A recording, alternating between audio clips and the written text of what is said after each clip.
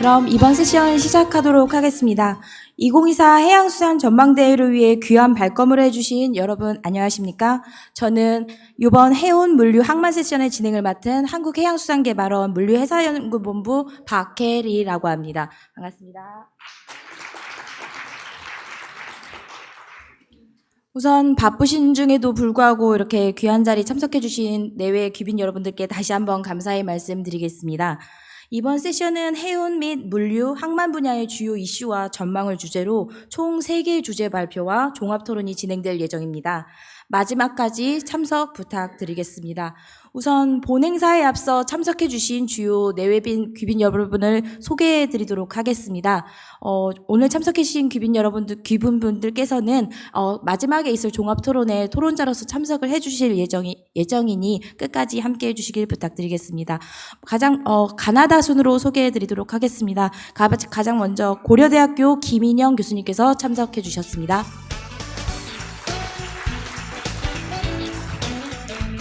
한국해기사협회 김종태 회장님 참석해 주셨습니다. 울산항만공사 김재균 사장님 참석해 주셨습니다. HD 한국조선해양 안광현 사장님 참석해 주셨습니다. 다음은 한국해운협회 양창호 부회장님 참석해 주셨습니다. 마지막으로 해양수산부 윤현수 해운물류국장님 참석해 주셨습니다.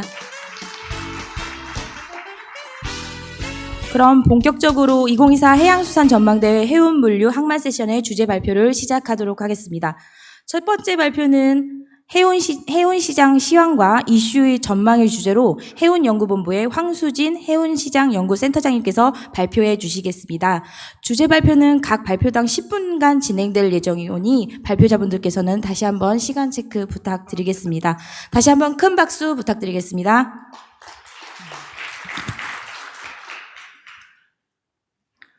안녕하십니까. 이번 해운시장 주요 이슈 및 시황 전망을 주제로 발표하는 KMI 해운시장 연구센터 센터장 황수진입니다.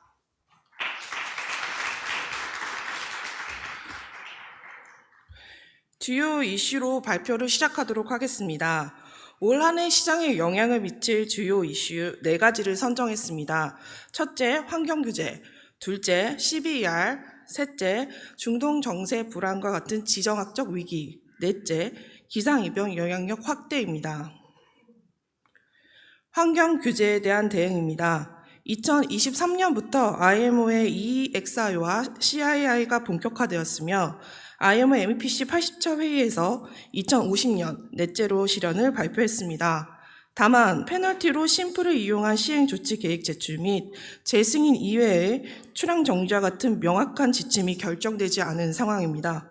선사들이 연료 전환, 에너지 효율 개선, 감속과 같은 운항적 조치를 통해 대응하고 있습니다. 실제 선박은 작년 대비 선속을 줄이고 있음을 수치적으로 확인 가능하며 우리나라 선사 자성 기준 2015년 EEDI를 적용한 선박의 비율은 약 40%에 불과해 중장기적으로 대비가 필요한 상황입니다. 세계 해운 선사들 또한 연료 전환 선박을 발주하고 있습니다. 이들 선사는 공급 안정성과 경제성 등의 요인을 고려한 선박 연료의 주도권을 확보하기 위해 노력 중입니다. 다음 이슈는 EU CBR입니다. 공동회의에 대한 제안 이슈인데요. EU는 2024년 4월 CBR을 종료하겠다고 발표한 상황입니다. 현재 우리나라 선사에 미치는 영향은 제한적일 것으로 예상됩니다만 4월 발표 예정인 세부 지침에서 어떠한 내용이 담길지 주목해야 하는 상황입니다. 셋째는 가장 이슈가 되고 있는 지정학적 위기입니다. 가자지구 분쟁으로 인근 스에즈운하와 홍해항로의 안전 문제가 대두되며 선사들은 선박과 선원의 안전을 위해 수에즈를 통항하는 대신 희망봉우로 우회를 선택하고 있습니다. 선사와 화주들의 전쟁 프리미엄 부담이 커진 상황으로 최근 운임 상승의 주요 원인으로 작용되고 있습니다. 네 번째는 기상이변의 영향력 확대입니다. 전례 없는 가뭄으로 강수량이 부족한 파나마 운하의 수심이 낮아지며 선박통항이 제한되었습니다. 브라질에서도 가뭄으로 인해 곡물 수출이 산토스 항구로 집중되어 항만의 채성이 발생하고 있습니다. 이와 같은 주요 이슈 중 환경규제, 지정학적 위기, 기상이변은 특히 선박의 공급 측면에 영향을 미치고 있습니다. 기상이변과 같은 경우에는 수요 부분에서 곡물 파종 지연에 따른 생산량 감소와 같은 영향을 미치거나 공급 차질에 대한 불안감을 야기하는 반면 유럽 지역의 동절기 온난화 현상과 같이 석탄의 수요를 약화시키는 등의 시장에 영향을 미치고 있습니다. 따라서 동 4가지 요인을 최근 주요 이슈로 꼽아보았습니다. 다음은 해운시장 현황 및 전망입니다. 컨테이너선, 건화물선, 유조선에 대한 평가 및 전망을 시작하도록 하겠습니다. 컨테이너선 시장입니다. 2023년 수요 약세 및 선박 공급에 따라 운임이 하락하였습니다. 연평균 SCFI는 1,004로 전년 대비 70.5% 하락한 겁니다. 수요 부분에서 세계 경기 침체로 인한 화물 수요 감소와 대규모 신조선의 공급 과잉 현상이 2024년 운임을 하방 압력을 가하였습니다. 2023년 컨테이너 물동량은 세계 경쟁률 선장률과 같이 작년 대비 소폭 좋아질 것으로 보이고 있으나 여전히 인플레이션과 고금리로 인한 교역의 압박을 가하고 있습니다. 그래서 전년 대비 3.8% 증가할 것으로 보이고 있습니다. 문제는 선봉량인데요. 증가율이 10% 내외로 컨 운임 약세 및 수급 불균형으로 인한 신조선 대량 인도 지연을 전망하고 있기는 하나 인도 지연에는 한계가 있으므로 선봉량 증가율이 6.8%로 선복 과잉 현상이 발생할 것으로 평가됩니다. 따라서 2024년 컨테이너 운임 지수는 수급 불균형 악화로 인해 계절성이 나타나지 않을 것으로 보이며 2023년과 유사한 흐름으로 이어질 것으로 전망되나 인도량 증가로 하방 압력이 증가할 것으로 보입니다. 또한 저희 11월의 전망치보다 소폭 상승한 운임 전망치를 제시하였는데요. 이는 최근 중동 정세 불안의 선박 우회가 증가하면서 단기적으로 운임에 미치는 영향력이 확대되며 그 결과를 반영한 수치입니다. 다음은 건화물선 시장입니다. 건화물선 시장입니다. 운임은 2023년 연평균 건화물선 운임 지수는 1,478로 전년 대비 하락하였습니다. 이는 중국 경기 회복 지연에 따른 영향이 가장 크고요. 이외에도 기상이변, 지정학적 위기, 항만 채성, 기상이변에 대한 공급 조절 효과 등으로 긍정적인 효과, 부정적인 효과가 번갈아 나타났습니다.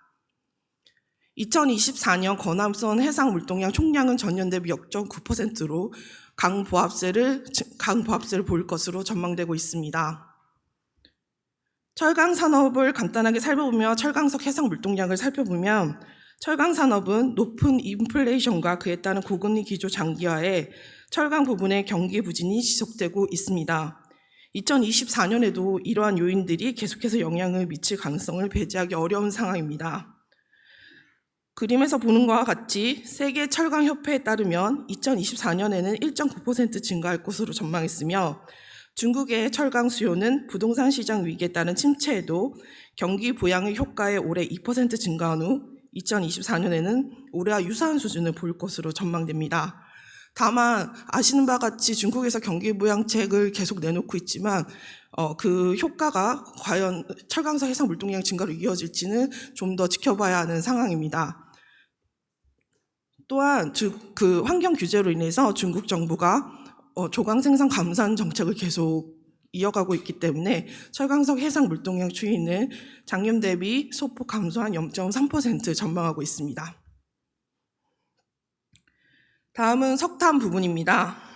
기상이변의 영향력이 확대되어 유럽 지역의 온난화 현상으로 수요가 감소하고 있으며 중국은 대체 에너지 생산 부족으로 석탄에 대한 수요가 증가하고 있으나 탄광 사고에 따른 안전점검 강화로 생산 증대의 노력은 하나 잠재적으로 석탄 생산 중단의 위험 요인으로 남아 있습니다. 인도에서도 석탄 수요가 증가할 것으로 예상되나 자체 석탄 생산 증대 노력을 기울이고 있어 주목해야 할 시장 중 하나입니다. 다음은 곡물입니다. 곡물 물동량은 전년 대비 0.4% 소폭 증가할 것으로 보이는데요. 곡물은 남미의 옥수수, 밀, 대두 생산이 2024년에 개선될 것으로 전망되고 있으며 아르헨티나, 브라질 등도 기록적인 농업 생산량을 기록할 것으로 전망되고 있습니다. 다만 기상이변의 영향으로 엘니뇨의 영향과 유럽 지정학적 위기에 따른 불확실성은 남아있는 상황입니다. 다음은 마이너 벌크입니다. 전년 대비 3.6% 증가할 것으로 보이는데요. 주요국 소비자 인플레이션 완화로 세계 경제 안정적 성장이 전망되기 때문입니다. 건화물선 시장의 선봉량은 전년 대비 1.2% 증가에 그칠 것으로 보입니다. 인도량이 3.2% 감소한 반면 환경 규제로 인해 해체량이 80% 증가했기 때문입니다. 이로 인해서 순증 자체 폭은 크지 않아 선복 증가율은 1.2%에 그칠 것으로 전망되고 있습니다. 건화물선 운임지수는 중국 경기 부양과 유럽 경기 회복의 기대에 따라 변화될 수 있으나 남미 대두 등 곡물 생산지의 생산량 증가, 인플레이션 완화 기대에 따른 마이너 벌크 수요 증가의 기대에 따라 강보합세를 보이는 1250에서 1490을 기록할 것으로 전망되고 있습니다. 다음은 유조선 시장입니다. 2023년 유조선 운임은 35,463달러로 전년 대비 110%나 상승했습니다. 지정학적 위기에 세계 원유 공급망이 재편되는 반면 신조섭 유입이 제한되면서 상반기 상승세를 보이며 시황이 개선된 것으로 평가됩니다. 2024년 세계 원유 수요는 2.3% 증가한 11억 436만 배럴을 기록할 것으로 보이고요. 중국, 인도, 중동 등 주요 원유 소비국 경기 회복으로 인한 수요 증가와 항공유, 휘발유, 경유 등의 소비 회복세가 원유 수요의 증가 견인으로 평가되고 있습니다. 2023년 원유 물동량은 전년 대비 소폭 증가 0.8%로 전망됩니다. 경기 부양에 따른 주요국 원유 소비 개선, 교통수단 등의 연료 수요 지속적 증가로 원유 물동량이 증가할 것으로 전망되고 있습니다. 다만 중동 분쟁 확대로 인한 불확실성 증대로 공급 차질에 대한 불안감이 증가하면 후에 물동량이 증가할 수도 있을 것으로 보고 있습니다. 최근 오펙 플러스에서 원유 생산에 대한 감산 조치를 이어가겠다는 발표를 했습니다. 이는 국제 유가를 조정하기 위한 수단일 뿐 세계 원유 물동량 수요에는 큰 영향을 미치지 않을 것으로 평가되고 있습니다. 2024년 VLCC 선봉량은 인도량과 해체량 모두 90만 데드웨이트를 전망하며 작년과 유사한 수준을 기록할 것으로 보입니다. 유조선 운임은 지정학적 리스크에 따른 톤마일 증가, 글로벌 경기 회복, 원유 소비 증가에 따른 유조선 수요 회복 등 선복 수급 개선으로 인해 2023년 대비 상승할 것으로 보입니다. 전반적으로 시장을 살펴보면 컨테이너 시장은 선복 과잉으로 인한 운임 강보합세를 기록할 것으로 평가되며 건화물선은 환경 규제로 인한 선봉량 증가율이 크지 않아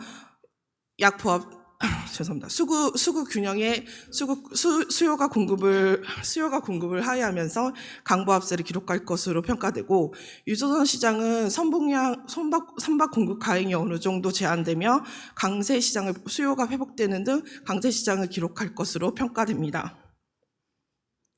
이상 발표를 마치도록 하겠습니다. 감사합니다.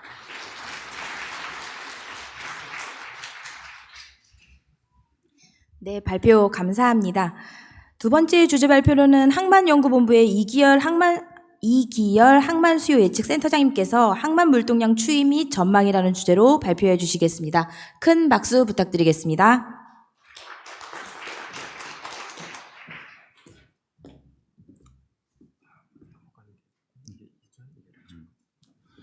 네, 반갑습니다. 항만수요 예측센터 이기열입니다.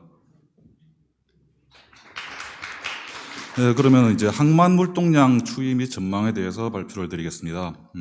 발표 순서는 이제 2023년 항만 물동량 실적에 대한 잠정치를 우선 말씀드리고, 그리고 2024년 항만 물동량 전망치, 그리고 주요 이슈에 대해 순으로 말씀드리겠습니다.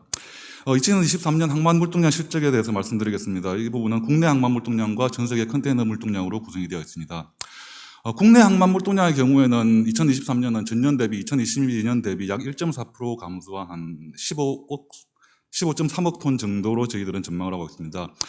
글로벌 긴축 기조가 지속되고 무역 분쟁이 확대, 그리고 전쟁 등으로 해서 전 세계 경기가 좀 침체되는 영향이 있었기 때문에 국내 총 물동량은 감소할 것으로 전망을 하고 있습니다.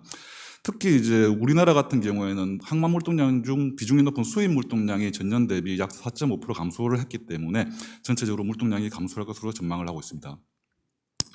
항만별 물동량입니다. 이제 부산항은 4.36억 톤으로 1위를 유지할 것 같고, 그 외에 이제 1억 톤 이상 항만, 부산항, 광양항, 울산항, 인천항, 평택, 당진항의 비중이 지난해 대비해서 소폭 상승해서 한 76.2%를 점유할 것으로 예상이 되고 있습니다. 30개 무역항 중에 11개 항만이 전년 대비해서 증가할 것으로 예상이 되고 있고, 19개 항만은 전체적으로 감소할 것으로 예상을 하고 있습니다.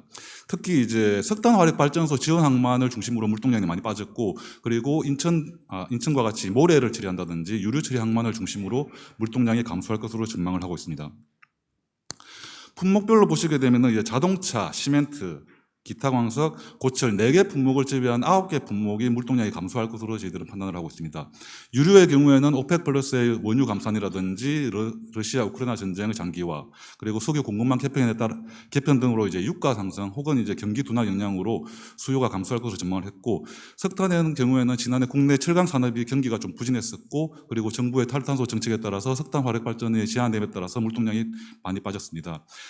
자동차의 경우에는 조금 증가했는데 이제 친환경 자동차 판매량이 급증했고, 전년도 대기 물량이 출고함에 따라서 수출 및 환정 물동량이 증가한 것으로 예상이 되고 있습니다. 다음으로 컨테이너 물동량입니다. 컨테이너 물동량 같은 경우는 전년 대비 약 3.4% 증가한 2,980만 톤 정도가 될 것으로 예상을 하고 있습니다.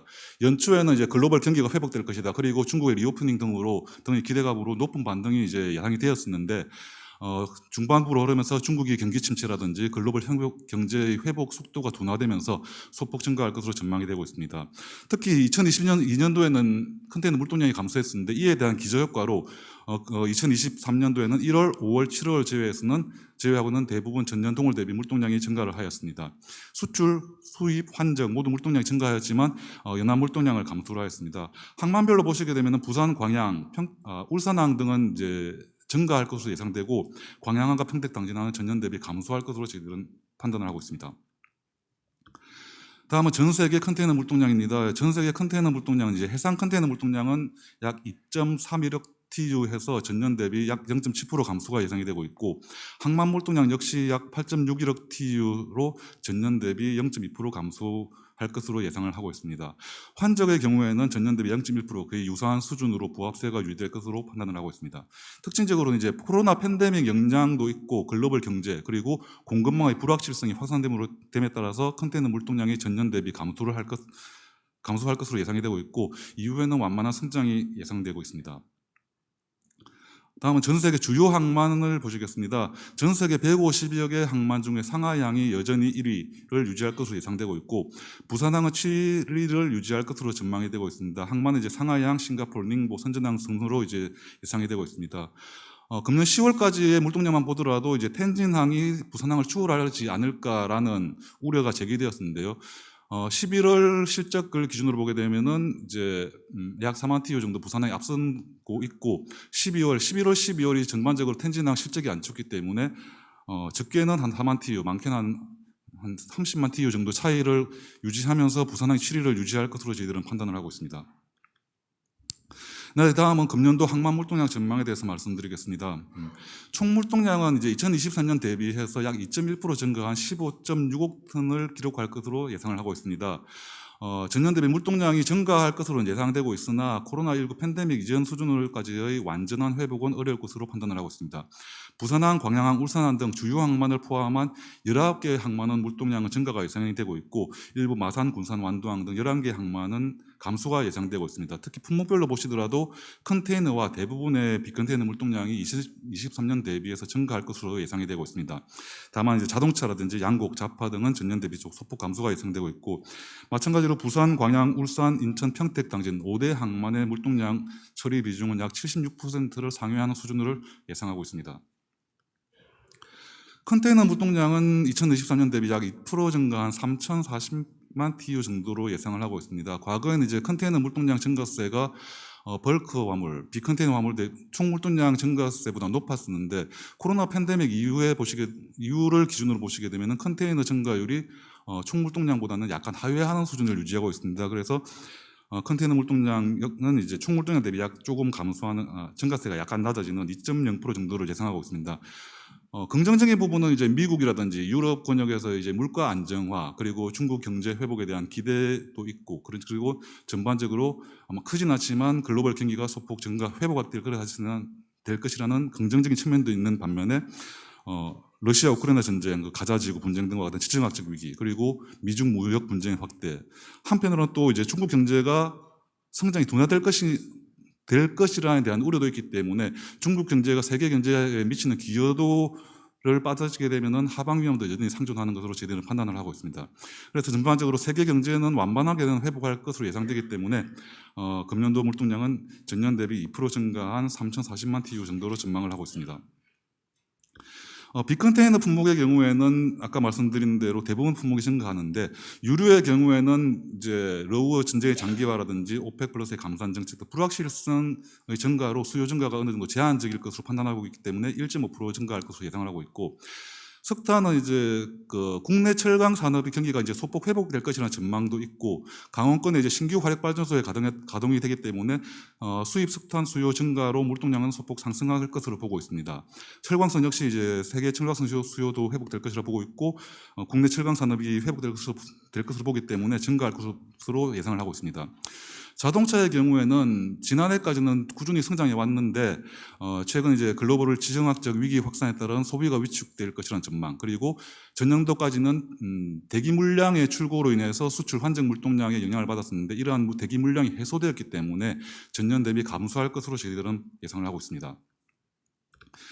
철제 같은 경우에는 이제 건설 경기가 회복이 지연되고 자동차 물량 감소에도 불구하고 조선업이 호황을 유지하고 있고, 중국에산 이제 저가 철강제 유입 지속으로 물동량이 소폭 증가할 것으로 예상을 하고 있습니다.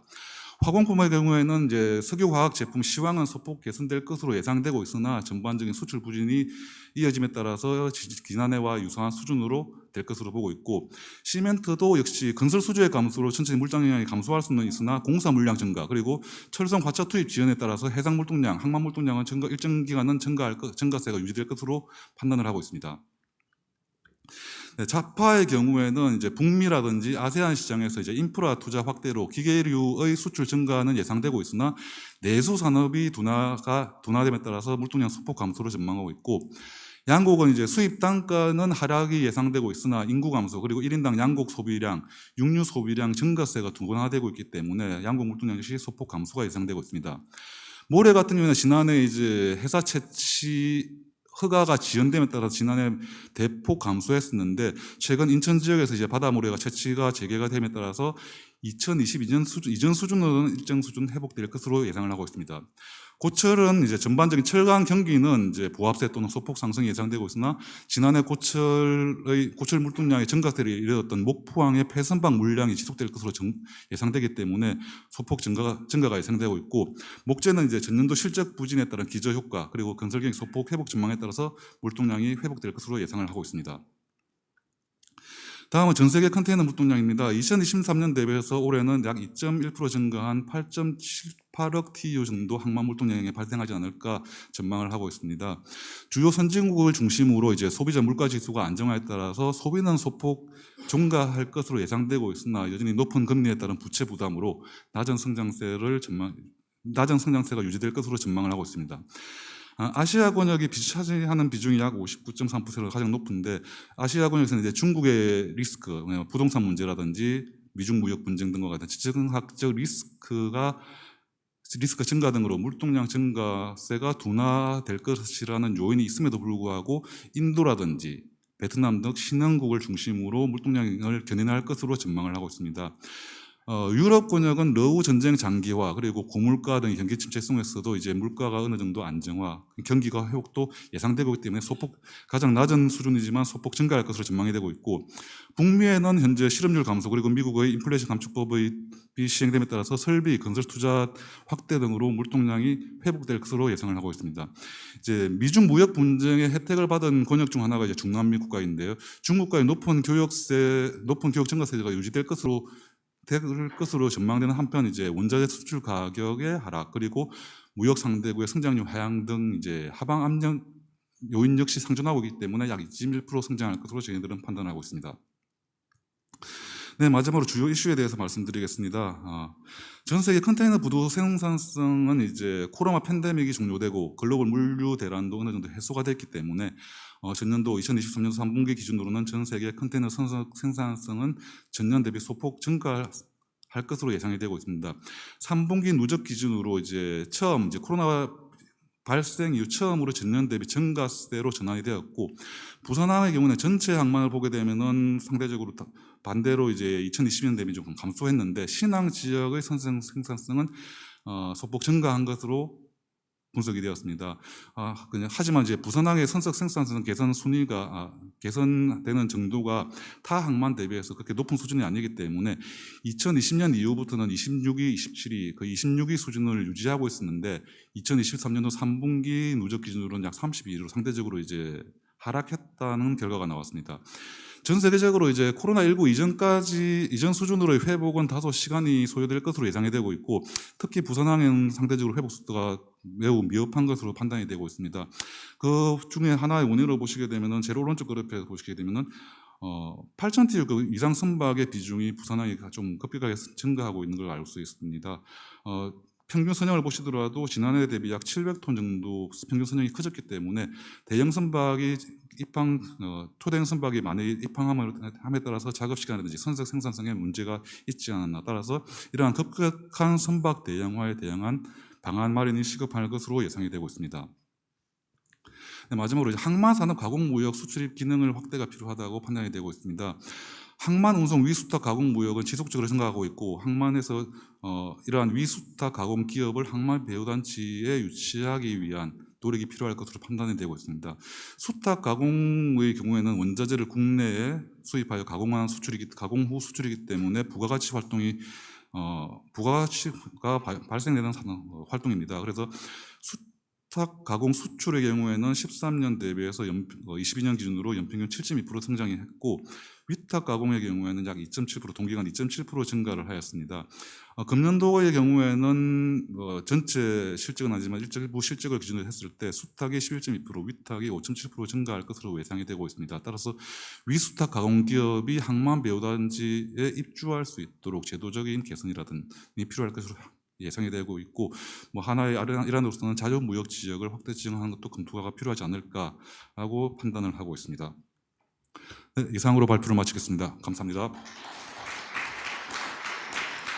네, 항만 물동량 추이 및 전망이라는 주제로 발표해 주신 이기열 센터장님께 다시 한번 감사드리겠습니다. 이제 마지막 주제 발표입니다. 마지막 주제 발표는 녹색 해운 항로 구축에 따른 물류 산업의 영향이라는 주제로 물류회사산업연구본부의 박한선 회사산업연구실장님께서 발표해 주시겠습니다. 큰 박수 부탁드리겠습니다. 시간이 10분 동안 발표를 해야 되는 거라서 벌써 4시간 했는데요. 10분 동안에 간략하게 제가 준비한 자료를 발표하도록 하겠습니다. 지금 그 녹색 해운 항로 이렇게 이제 표현을 주제 키워드를 가져왔는데요. 그 shipping is indispensable 이렇게 하잖아요. 근데 작년 한 해 동안 또 최근 2년, 3년 내에 이 해운 항만 물류에 가장 크게 영향을 미치는 것이 그린 shipping 그리고 그린 코리더다. 대통령께서도 G20 회의에서 발표를 했지만 우리가 녹색 해운으로 가는 길만이 2030년, 40년, 2050년도에 넷제로를 달성할 수 있는 전략과 함께 우리 기업들이 살아남을 수 있는 생존 전략이다. 이렇게 이제 말씀을 하고 계시죠. 그러면 전체적으로 이 물류 산업의 종착지인 해운, 항만, 또 물류 이 부분에 있어서의 경제 지표나 지금 현재 상황이 어떤지 그리고 앞으로 내다보는 전망을 좀 말씀드리도록 하겠습니다.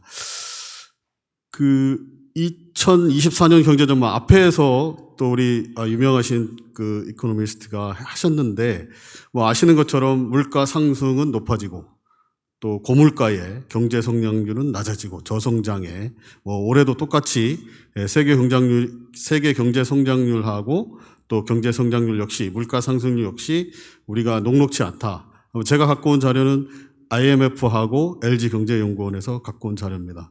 그리고 한국은행 통계를 이용해서 전망을 했습니다.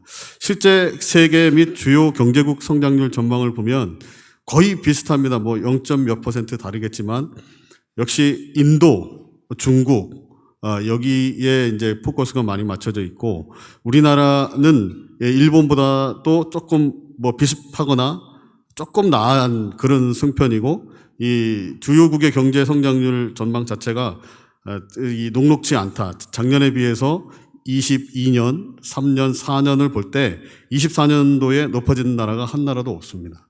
그런 상황이다. 역시 IMF에서 이렇게 했고요. 우리나라는 한국은행 통계청 여기 자료를 보면은 경제 성장률을 1.8% 이렇게 예측을 하고 있고요. 물가 상승률은 2.8% 이렇게 하고 있는데 재미있는 것은 상반기하고 하반기하고 다른 수출하고 수입할 때 상반기하고 하반기를 다르게 예측하고 있다는 거죠. 그러면 여기에 해당되는 기업들이 어떤 기업들이 있고 이 기업에 대해서는 어떻게 전망을 해서 우리가 어프로치 해야 되는지를 한번 고민을 볼 필요가 있다. 건설 투자나 이런 것들은 하반기에 더 좀 나빠질 그러니까 1.7%가 경제 성장률이 되지 않았나 이렇게 분석을 했습니다. 특히 돈을 얼마나 투자하느냐 이 부분에 있어서 이 자본 증대량이 얼마만큼 되느냐 우리나라 위치가 거의 신흥국 또 선도국의 끝자락에 이렇게 와 있는 그런 수준이다. 그리고 예를 들면 미국이나 영국, 호주, 프랑스 이런 나라들에 비해서 절대적으로 이 GDP 대비해서 자본 증대량이 상당히 낮은 수준이다. 이렇게 볼 수가 있을 것 같고요. 이제 최근에 이제 그린 코리더를 얘기할 때 트렌드로 얘기하는 게 그럼 탈탄소나 디지털화에 대해서 이것을 활용함으로써 우리나라 기업들이 얼마만큼 전략적으로 잘 헤쳐나갈 수 있느냐 또 어떤 무역 장벽이나 어떤 규제 장벽이 우리 앞을 가로막고 있느냐 이것을 한번 보면은 이제 지난번에 캅 28에 UAE 우리 컨센서스 이렇게 얘기하는데 두바이에 있었는데요. 이때 화석 연료에 대해서는 페이즈 아웃을 드라프트 했었는데 결국 페이즈 다운해서 조금은 이게 다운하는 아예 퇴출이 아니고 조금 이렇게 점진적으로 하는 그런 쪽으로 어프로치가 됐기 때문에 이 결과를 가지고 전문가들이 분석을 했을 때 지금 선박으로 보면 LNG 선박을 조금은 더 사용할 수 있는 기간을 벌은 거 아니냐 이렇게 해석들을 하고 있습니다. 지금 LNG 선박이 가장 많이 인도되고 있는 작년 올해 또 수주가 돼 있는 상태죠. 벌써 이미. 그리고 이제 그런 것들이 앞으로 이제 어떻게 조금은 더 사용할 수 있는 걸로 가지 않느냐 이제 그렇게 봤고요. 작년 한 해 동안 앞서서 우리 전 사무총장님께서 IMF 사무총장께서 말씀하신 것처럼 작년도에 합의가 아주 큰 게 있었죠. 2023년 온실가스 감축 전략이라고 하는 것을 만들어서 2030년에서 2030에서 20%, 30%, 2040년을 강조했는데요. 70%, 80% 총량 기준으로 온실가스를 그만큼 감축하겠다. 이것이 주는 의미가 굉장히 크다. 그리고 IMO는 어떤 프로세서로 지금 현재 국제적인 규제를 가져가느냐 했을 때 기술적인 조치, 운항적인 조치, 그 다음에 시장 기반적인 조치 이런 것들 세 가지로 나눠서 지금 진행이 되고 있다. 우리가 2040년도에 그럼 과연 LNG 선박을 계속해서 사용할 수 있느냐? 퀘스천 마크 3개 드리겠습니다.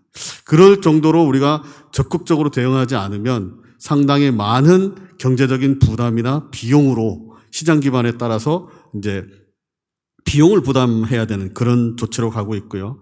이제 우리가 골 베이스 퓨얼 스탠다드라고 하는 새로운 기술적인 조치. 이게 이제 그 연료에 대해서 미래 연료로 전환하는 과정에서 어떤 연료를 쓸 것이냐, 그리고 그 연료에 따라서 이 전환하는 거에 대해서 온실가스를 얼마만큼 감축을 하느냐. 그리고 이제 실제적으로 전에는 이제 인텐서티라고 하는 카본 집약도, 이제 카본 인텐서티를 사용했었는데 총량 기준을 낼 때 어떻게 바꾸느냐. 그리고 이제 배출권 거래제나 아니면 또 레비라고 하는 이런 돈을 부담해야 되는, 페널티로 부담해야 되는 이런 부분에 있어서 기금 조성한 것을 개도국을 지원하고 R&D 투자를 하고 또 이런 거에 대해서 가격을 얼마만큼 부담을 할 거냐. 그 형태가 올해 3월 달에 결정이 됩니다. 그리고 그 과정이 이제 올해 10월 달에 있는 그 IMO 회의에서 전체적으로 결정이 될 거고, 그게 채택이 되면 2025년 내년도에 채택이 되면 27년도 5월 달에 도입이 돼서 발효가 되는 이런 스케줄로 가기 때문에 우리가 그 목표를 세웠던, 달성 목표를 세웠던 것들이 해운회사에서는 적극적으로 이 부분에 대해서 정부와 함께 대응을 해야 되는 이런 상황이다. 상황 자체가 그렇고요. 기후위기 대응에 있어서는 역시 그 EU의 EU ETS나 CBAM이라고 하는 이 보더 텍스 이런 문제들이 EU뿐만이 아니고 미국 이런 데서 또 하고 있기 때문에 이런 부분, 또 실제로 클락son 데이터에 의하면은 레비 시나리오에 그 톤당 100불서부터 350불까지 시나리오를 제시를 하고 있습니다. 기본으로 베이스로 깔고 가는 게 IMO에서는 100불로 시작해서 논의가 되고 있기 때문에 그게 1년에 40조에서 350불까지 가면 80조까지 걷는 이런 효과가 있어서 그 돈을 그러면 어떻게 사용해야 되느냐 이런 부분까지 포함을 해서 했고요. 올해는 특별히 우리가 이제 그 조선하고 직접적으로 관련이 돼 있는데요. 조선산업하고 또 물류산업 또 기자재 산업에 영향을 미칠 수 있는 그 자율운항 선박의 코드가 채택되는 해입니다. 그래서 이 전체적인 우리나라 자율운항 선박법이 작년 12월 달에 국회를 통과해서 지금 돼 있는 상태고요. 우리나라 자체는. 그리고 저기 IMO에서 하는 거는 이제 올해 자발적인 조치가, 자발적인 우리 코드가 채택이 되는 거고요. 26년에 강제 코드가 채택이 되면 28년도에 발효되는 그런 시점으로 같이 가게 되어 있습니다. 이런 것들을 볼 때 27년도, 28년도, 2030년도 아주 중요한 그 모멘텀이 될 수 있는 국제적인 이슈들이 지금 산업을 어렵게 하고 있지 않나 이렇게 저는 판단을 하고 있고요. 이 산들을 지혜롭게 잘 넘어야 되겠다. 실제 자율항 선박은 이렇게 파트 1, 2, 3 해서 구체적인 것들까지 지금 가이드라인이 만들어지고 있는 그런 상태입니다. 그 실제 녹색 해운 항로에 대해서 이 실제 그 한미 간에 우리 부산항하고 타코마항, 시애틀항하고 1년 동안 그 사전 타당성 조사를 우리나라 컨소시엄을 구성해서 물론 KMI도 포함이 돼서 했는데요. 이 결과를 지난 캅에 가서 발표를 하고 왔습니다. 그게 보면 연료에 대해서 연도별로 예측해 놓은 거, 몰에서, MOL에서 물론 했지만 그런 것들을 인용해서 그 맥케니 몰로 센터하고 같이 쓴 보고서가 지금 2023년도 돼 있는 한국 그 우리 깃발이 돼 있는 미국하고 돼 있는 이 보고서인데 한 350페이지 정도 됩니다. 이게 여기 안에 들어가면 이게 항만의 인프라 또 항만에서는 어떤 연료를 가지고 인프라를 만들어야 되는가, 서플라이 체인은 어떻게 구축해야 되느냐 이런 것들, 어느 연료가 제일 그래도 가능성이 있느냐 이런 거에 대한 타당성 분석을 해놨습니다. 결과적으로는 우리가 얘기하는 암모니아나 메탄올이나 메탄 이런 연료로 이렇게 가는 형태가 될 거고, 캅에서 얘기는 했지만 LNG도 역시 상당 부분 동안 2030년 또 35년까지는 가능하겠지만 그 이후로는 서플라이가 굉장히 줄어드는 이런 형태로 분석을 해놓고 있습니다. 실제 바이오 디젤이나 암모니아나 하이드로젠, 메탄올 이런 리뉴어블 디젤까지 연도별로 이게 연료의 그 커패서티가 어느 정도는 돼야 선박이 건조되는 거에 맞춰서 이 정도 양은 공급이 돼야 실질적으로 운항을 할 수 있는 이런 기본적인 그 인프라가 구축된다 이렇게 생각을 하고요. 미국에 나와 있는 미국 서부 안에 이제 돼 있는 이런 벙커링 기지 이런 것들이 상당히 이제 논란이 될 거고, 우리나라도 그러면 부산항이나 또 울산항이나 이런 데에 어떻게 그러면 그 인프라를 구축해서 벙커를 서플라이 할 건가. 이거에 대한 고민이 많아야 될 거고 그에 대한 전략들을 지금 각 항만공사뿐만이 아니고 정부에서도 세우고 있는 그런 상황이다. 근데 그런 것들이 결국에는 이 물류 산업의 비용과 연관이 되기 때문에 장기적으로 봤을 때 친환경 연료를 공급하는 항만, 그런 기지를 구축해서 인프라를 구축을 할 수 있는 그런 항만이 기존의 화물만 움직이던 그런 항만보다 2030년도, 40년도 되면 더 더 매출량으로 봤을 때, 돈으로 산정했을 때 더 커질 것으로 이렇게 조심스럽게 보고서에서도 예측하고 있습니다. 특히 항만에서는 이 연료, 또 항만, 벙커링, 화물, 무역 특성, 규제 정책 등을 다 포함을 해서 평가 툴을 만들어서 아마 향후에 적용이 될 걸로 이제 그 예상이 되는데요. 그게 그 포트 레디니스 레벨입니다. 그러니까 레벨 1이냐, 레벨 9이냐, 이거에 따라서 이 관련돼 있는 친환경 선박이나 이런 선박들이 벙커링이 가능하냐에 따라서 우리나라에 친환경 선박이 들어오느냐 안 들어오느냐 이런 것도 따지게 되고 항만 인프라를 넓혀가는 이 상용화 단계까지 연료 이용이 불가하다 그러면 상당히 비용을 더 지불해야 되는 어려운 상황이 된다. 이런 것들이 지금 실질적으로 진행되고 있다. 그다음에 이게 결국에는 디지털 플랫폼이냐, 지금 라스베가스에서 2024년 세스를 하고 있는데요. 거기에 주요 컨텐츠가 뭐냐고 하면 AI입니다. AI. 또 하나가 뭐냐고 하면은 모빌리티. 또 하나가 뭐냐고 하면 지속 가능하게 인간에게 어떻게 혜택을 줄 거냐. 물론 헬스케어도 있지만 이런 부분들을 볼 때 결국에는 우리가 AI나 모빌리티나 이런 것을 고려했을 때 물류 부분에 있어서는 어떻게 우리가 그 인프라 중에서도 디지털 플랫폼을 만들어 갈 것인가. 그리고 플랫폼과 IT 이런 것들을 어떻게 활용해서 정말로 스마트한 로지스틱스 서비스를 할 수 있는 그런 서비스를 할 수 있는 전략이나 이런 계획을 가지고 있는 물류 회사가 앞서 나갈 수밖에 없는 그런 상황이다. 이런 말씀을 드리고요. 정부에서는 그럼 어떻게 하고 있나? 정부에서 상당히 이 해양 모빌리티 산업에 대해서 아까 장관님도 말씀을 하셨지만 과거에 우리가 85년도에는 선박이 1위였습니다. 수출 제품에. 매출량으로 봤을 때요. 그래서 중화학공업 경제가 이제 포스트 제너레이션이라고 하면 세컨드가 첨단 제조업과 경제, 첨단 제조업에 포커스가 맞춰졌습니다. 2005년도에 반도체를 기반으로 해서 우리나라가 계속적으로 성장하고 있지만 성장률이 둔화돼서 결국에는 반도체, 자동차 이런 것들이 이제 그 석유 제품, 이제 친환경 연료 때문에 소정 제품이 많이 올라왔다. 자동차는 당연히 있는 거예요. 그 다음에 디스플레이가 되지만 선박은 전체 포지션에서 점점 더 이렇게 그 2020년도의 당시를 봤을 때는 성장 둔화와 함께 포지션이 좀 줄어들고 있다. 이렇게 볼 수가 있고요. 이게 정부에서 지금 산업으로 해양 모빌리티를 육성하겠다라고 하는 전략을 작년 12월 달에 비상경제장관 회의에서 통과를 시켰던 그 전략과 아닙니다. 그래서 2030년도에 해양 모빌리티 시장이 741조인데 우리나라는 그 목표를 16%를 마켓쉐어를 하겠다라고 해서 그게 금액이 한 120조 정도를 우리나라가 매출을 올리겠다. 그 시장을 차지하겠다. 이런 목표를 세웠는데 거기에 결국 친환경 해운, 자유랑 선박, 첨단 해양교통 플랫폼, 연관산업 이런 것들이 여기 같이 포함이 돼서 정부에서 육성하겠다라고 통과를 시킨 그런 상황이다.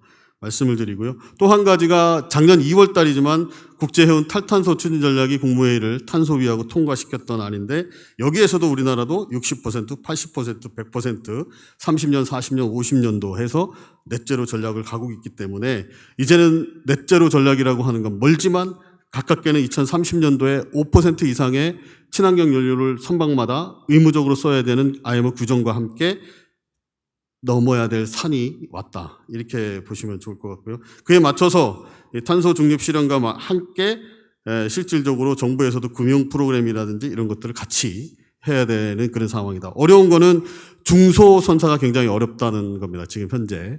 배를 건조하기도 지금 도크가 다 2027년도, 8년도까지 다 차 있는 상태고 이 중소형의 선박들을 친환경 선박을 건조 못하는 거에 대한 솔루션을 정부든 또 관련된 기관이든 지금 내놔야 되는 시점이다. 이렇게 보고요. 재미있는 것은 여기에 해당되는 고급 인력들을 양성을 하는 게 가장 중요하다.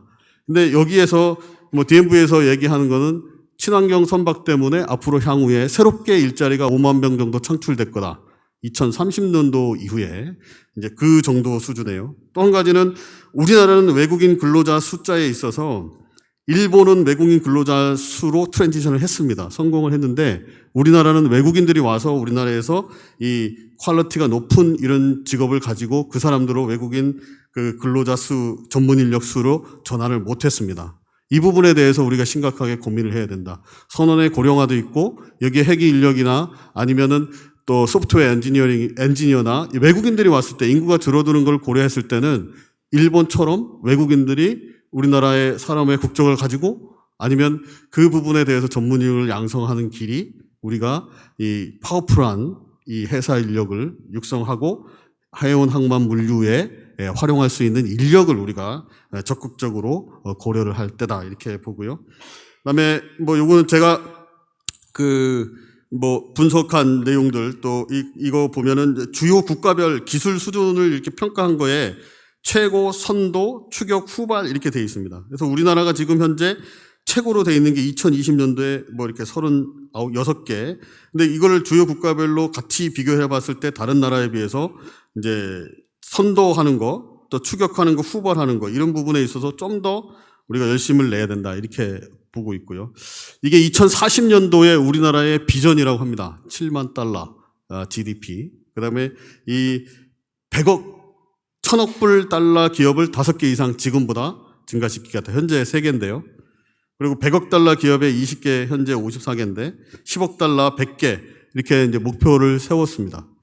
이제 그런 부분에 있어서는 이제 요것을 그대로 우리가 해운 항만 물류의 기업으로 이렇게 가져온다고 하면 중소기업 생산성 2배 이상 향상. 그러면 중소선사나 또 새로운 벤처기업이나 우리 조선 기자재나 이 새로운 첨단 그 기업들이 태어날 때 그것들을 육성하기 위한 생산성 이상을 우리도 이쪽 분야에서도 2배 이상 생산성을 증가시켜야 되는 이런 목표를 세울 필요가 있고 자본 종자량도 2배 이상 성장을 시키고 또 여러 가지가 있지만 그 중에서도 제일로 중요한 게 이 관련돼 있는 AI 고급 뭐 인력 이렇게 돼 있는데요.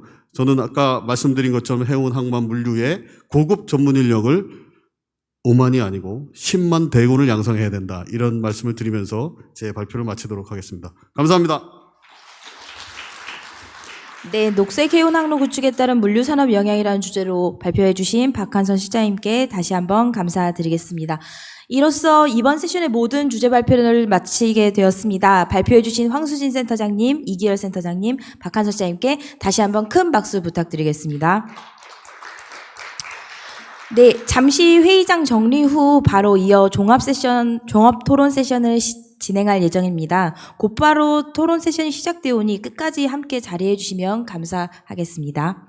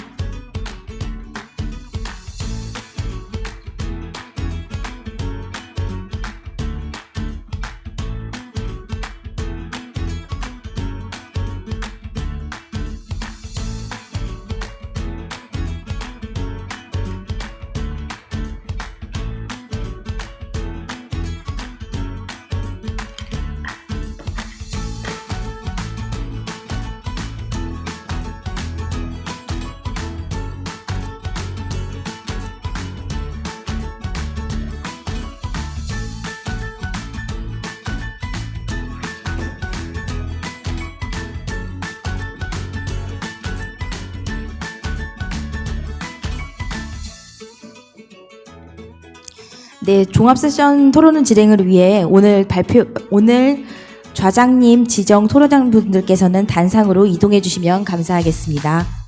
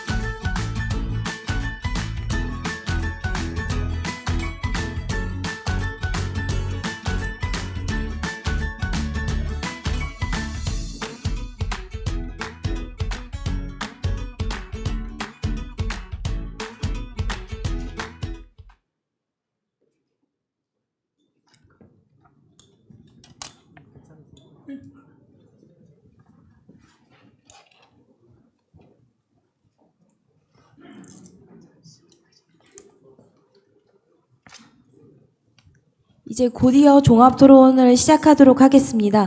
혹시 지정 토론자로 참석해 주신 윤현수 국장님께서 외부에 계시면 무대 위로 단상 위로 이동 부탁드리겠습니다.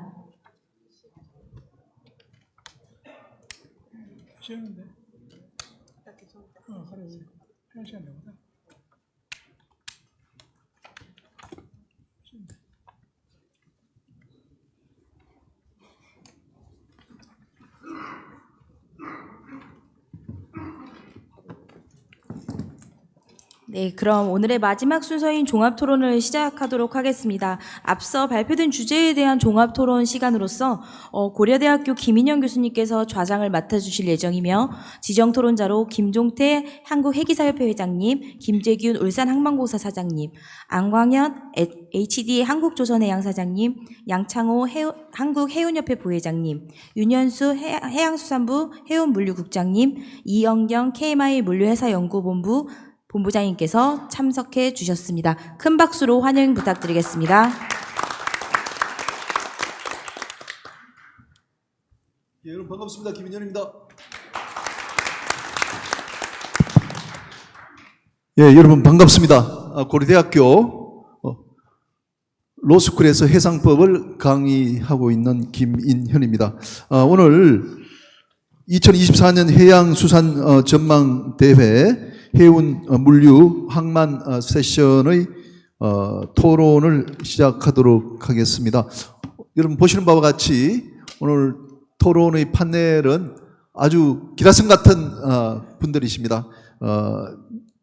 안강원 사장님, 양창호 회장님, 윤현수 국장님, 김종태 회장님, 김재균 사장님, 이연경 박사님 모두 제가 또 존경하는 분입니다. 외람되게 제가 사회를 하도록 그렇게 하겠습니다. 우선은 제가 세 분 발표가 있었고 제가 좀 청중의 입장에서 조금 의문나는 부분들이 있어서 일단 그 시간을 드리는 측면에서 세 분 발표자들께 제가 질문을 좀 드리고 그다음 우리 토론으로 들어오도록 하겠습니다. 제 1세션에서는 해운시장 주요 이슈 및 시황 전망이 있었습니다. 그런데 어떻게 보면 해운의 이슈가 아니다고 볼 수 있습니다만은 5년 뭐 10년 뒤에는 우리가 신재생 에너지를 가지고 선박을 가동을 시켜야 됩니다. 여러분 아시다시피 머스크 같은 경우에는 메탄올 공급망을 장악하고 있습니다. 전 세계 메탄올 그 공급을 장악하게 되면은 이제 그 후발 선사들은 머스크에게 그 공급을 메탄올 공급을 아마 부탁을 해야 될 겁니다. 그럼 더 많은 비용이 지급이 돼야 될 겁니다. 그래서 이런 그 벙커링, 신재생 에너지의 벙커링도 중요한 우리가 해운의 이슈가 아닌가 이렇게 생각이 들고 그 부분에 대해서 우리 발표자 황수진 센터장님께서 우리가 어느 정도 준비가 되어 있는지 말씀을 좀 해주시면 좋을 것 같습니다. 그리고 두 번째 그 항만 뭐 관련돼서 이제 마지막 62페이지에 보면은 그 항만의 생산성에 대한 이야기를 해주신 건 대단히 좀 유익했던 것 같습니다. 그런데 그 수탁 가공이 있고 위탁 가공이 있고 이렇게 두 가지를 설명해 주셨는데 조금 금방 이렇게 이해가 잘 안 되기 때문에 좀 사례를 들어서 좀 설명을 해 주시면은 이해가 되겠다 이렇게 그 생각이 들고요. 그다음 마지막 그 세션에서 우리가 뭐 그린 코리도 또 녹색 해운 항도 많이 이야기하는데 과연 이걸 잘하게 되면은 우리가 어떤 점에서 장점이 있는지 왜 이것이 꼭 중요한지에 대한 좀 설명이 좀 부족해서 제가 좀 듣기에는 조금은 이해가 부족했는데 그 부분도 좀 말씀을 해주시면 좋을 것 같습니다. 세 분 마지막에 답변을 좀 해주시기 바라고요. 자 그러면 토론을 시작하도록 하겠습니다. 토론은 뭐 순서대로 제 오른쪽에 계시는 토론자부터 시작하도록 하겠습니다. 김종태 회장님 부탁드리겠습니다.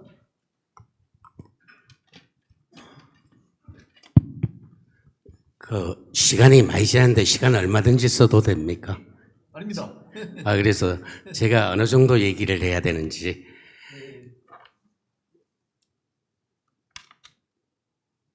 답변 정도 해주시면 될 것 같습니다. 아마 이 시간이 워낙 짧은 관계로 제가 자유로낭 선박하고 친환경 선박에 관련된 해기사의 양성 문제라든가 이런 준비 사항은 뒤에 분들이 많이 해 주실 거라고 생각을 하기 때문에 저는 현 시점에서 우리나라의 해기사를 어떻게 양성해 가야 되는 관점에서 간략하게 얘기를 한번 해보겠습니다. 지금 2023년도에 선언 일자리 혁신 방안을 해수부와 발표를 했습니다. 그런데 그 발표를 하고 나서 정말 어렵게 노사정이 합의를 하고 뭐 여러 가지 해기사의 문제에 대한 많은 개선들이 이루어졌다고 저는 보고 있습니다. 그런데 현장의 환경은 뭐 이 세종과 서울의 환경하고 약간 괴리가 발생하는 것 같다. 그게 어떤 것이냐 하면은 현재 모든 상황이 뭐 이 선언 일자리 혁신 방안에도 그렇고 우리나라의 초급사 간의 양성 인원은 어느 정도 충분하고 외국에도 초급사관들은 뭐 양성 체계만 제대로 갖추면은 충분히 도입할 수 있지만은 고급사관의 양성에 모든 포커스가 맞춰져야 되는데 현재에 일어나는 일들이 거기에 포커싱 되고 있느냐에 대해서 제가 한번 정리를 해봤으면 싶습니다. 현재 최근 한 10년 동안에 보면은 고급사관들은 한 10% 정도 축소가 되었는데 초급사관들은 한 15% 이상 줄었다. 그 얘기는 이제 2, 3학 기사를 외국 선원으로 많이 교체했다는 것입니다. 그 다음에 이제 앞으로 유급 휴가가 이번 노사 합의로 2일이 정대가 되면은 결국은 외국 초급사관 임금이 그동안 그 외국 사관 대비 좀 높았다는 것 때문에 경쟁력에 문제가 되었는데 고급사관은 뭐 누구나 할 것 없이 인정하지만은 임금 경쟁력은 충분하다고 보고 있고 그런데 초급사관의 임금의 격차가 좀 더 커졌다. 그러다 보니까 뭐 몇몇 해운사에 관련돼서는 지정선대, 필수선대 외에는 한국선은 태우지 마라는 지시까지 떨어져 있는 환경이다.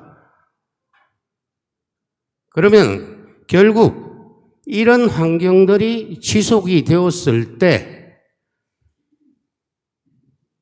초급사관 축소는 분명할 것이고 결국 고급사관 양성은 안 되는 줄어드는 방향으로 갈 것이고 이 상황이 지속이 되다 보면은 결국은 또 고급사관 인력난에 의해서 지정 선박의 축소로까지 연결될 것이다. 그렇게 저는 해기사의 양성에 대해서 미래가 우려되고 있는 게 사실입니다. 그리고 현재 이 사관급들이 부족하다 보니까 육상근무 해기사도 부족해지고 육상근무 희망자가 부족해지니까 한 1만 명에 가까운 이 육상의 해기 인력들을 공급할 수 있는 공급 소스가 충분할 것이냐에 관련돼서도 향후 문제로 보인다.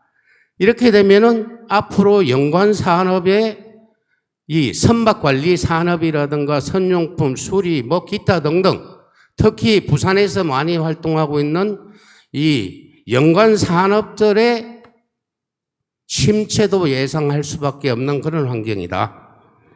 그래.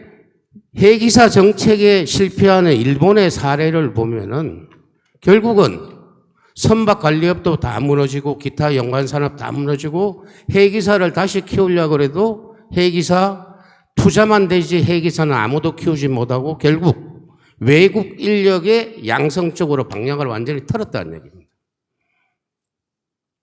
그래서 제가 이런 문제를 해소하려고 그러면은 이 자리에서 제안을 드리고 싶은 게 지금 2023년도에 전년도 발표된 해수부의 선언 일자리 혁신 방안이 조기에 다 실행이 돼야 된다. 결국은 우리가 필요 인력을 맞추려고 그러면은 이직률을 줄이든가 아니면은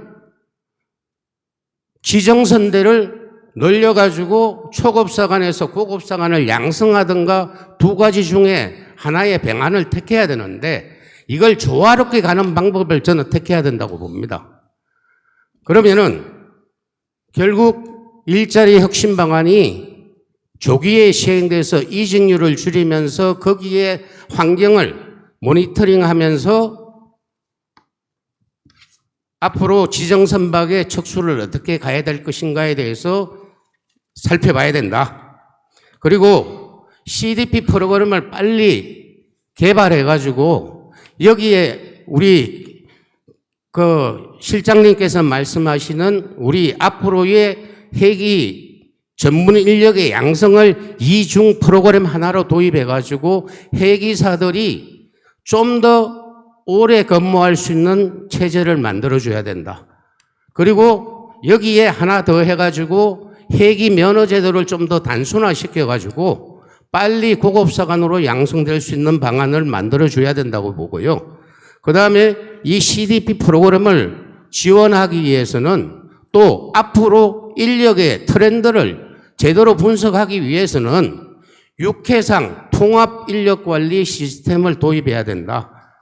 그걸 빨리 어떤 자리에 육상 인력과 해상 인력을 동시에 총괄 모니터링하는 체제를 갖춰가지고 육상 인력의 부족, 해상 인력의 부족 부분을 어떻게 어떤 방법으로 해나갈까 하는 그런 대처를 빨리빨리 해줘야 될 것이다. 그렇게 생각을 합니다. 그래서 앞으로 우리가 일본과 같은 전철을 밟지 않으려고 그러면은 국가가 좀 더 나서서 이 노사나 관계나 어떤 이 선사에 맡겨놓지 말고 정부의 역할이 좀 더 강화돼야 된다고 생각을 합니다. 제가 이 톤세제도 일몰제 연장이라든가 그 해운사의 경쟁력 확보는 기본이라고 생각을 합니다. 좋은 땅에서 좋은 복식이 자라듯이 좋은 해운회사에서 좋은 해기사가 양성되는 게 사실입니다. 그래서 해운사의 경쟁력 확보를 통해 가지고 해운사의 수익이 해기사의 양성과 연결되도록 좀 더 체계적인 그런 이 기회가 됐으면 좋겠고요. 좀 더 시간이 지나면은 우리나라에 정말 필요한 해기사가 몇 명이고 그 사람들의 규모를 정하고 그 규모에 따라서 이 사람들의 어떤 양성 범위를 어떻게 갈 것인가 하는 것을 한번 공론화시켜 볼 필요가 있다. 지금 현재 현 상황은 해양대학 같은 거 저는 다 해기사로 양성해야 된다고 할 것이고 선사들은 조금만 있어도 된다고 할 것이고 이런 부분에 한번 공론화가 필요한 것이 아니냐. 소수를 아주 고급스럽게 처우를 하면서 갈 것이냐. 다수를 아주 슬그머니 끌고 갈 것이냐 하는 이런 데에 대한 공론화가 한번 필요하지 않느냐 하는 생각입니다. 이상입니다. 예, 감사합니다. 김종태 회장님, 선언 관련해서 좀 말씀 많이 하셨는데 나중에 담당이신 윤현숙 국장님께서 좀 이렇게 코멘트가 있을 것 같습니다. 다음은 우리 김재균 사장님 좀 시간을 좀 안배 잘 해주시기 바랍니다. 부탁드립니다. 예. 울산항공공사 사장 김재균입니다. 오늘 제가 말씀드리게 될 거는 아까 녹색 항로, 친환경 에너지 공급하는 항만으로서의 중요성에 대해서 우리 박한선 실장님께서 말씀을 해주셨는데, 울산항이 그런 부분에 대해서 어떻게 준비를 하고 있는지, 그 다음에 어떤 친환경 에너지의 거점 항만으로서 지금 준비된 상황을 좀 말씀을 드리고, 그리고 우리 국내 최대 항만인 부산항과 어떻게 협력 관계를 가져갈 건지에 대해서 간단하게 말씀을 드리도록 하겠습니다. 일단은 현재 울산항은 다른 항만에 비해 가지고 처음 출발할 때 산업 지원 항만으로 출발을 했고, 그 다음에 울산이 대규모 정유사가 있고 화학공단이 밀집되어 있어 가지고 울산항의 화물은 거의 80%가 액체 화물입니다. 그러니까 원유를 기반으로 한 좀 액체 화물이 돼 있어서 그런 어떤 에너지 관련된 어떤 취급 능력은 상당히 강하다 이렇게 말씀을 드리고, 탈탄소 관점에서 봤을 때 울산항의 지속 가능성을 위해 가지고서는 화석 에너지에서 탈피해야 되겠다. 그래가지고 저희들은 한 2016년, 17년부터 준비를 해왔습니다. 그래서 지금 현재 2030년 기준으로 울산항이 공급할 수 있는 친환경 에너지 약 1260만 톤 정도가 공급이 가능하고요. 그래서 그중에 LNG 약 660만 톤, 그 다음에 메탄올 250만 톤, 그 다음에 수소 암모니아 약 350만 톤을 공급할 수 있는 인프라를 현재 준비를 해 나가고 있습니다. 또 이런 대규모 어떤 저장 능력을 저희들이 가지고 있습니다. 그래서 글로벌 탱크 터미널 회사들이 다소 포진해 있고 13개의 어떤 탱크 터미널 회사들이 약 900개 정도의 탱크를 운영을 하고 있고 저장 능력 약 1000만 킬로리터를 갖다가 저장 능력을 가지고 있습니다. 이렇게 저장 능력이 풍부한 이유는 배후단지의 석유화공단에 그다음에 울산 지역 내에 어떤 풍부한 어떤 수요가 있어서 그것이 가능했다 이렇게 말씀을 드리고 싶습니다. 그래서 저희 울산항에서는 또 그런 어떤 친환경 에너지 공급이 가능하다라고 한다면은 일단 저희 울산에는 현대중공업과 미포조선 같은 글로벌 조선사가 있는데 그런 조선사의 친환경 에너지 벙커링 시운전용 벙커링 수요를 저희들이 이제 감당을 할 수가 있고요. 그다음에 저희들이 부산항까지 60km, 부산항 신항까지 60km밖에 안 떨어져 있습니다.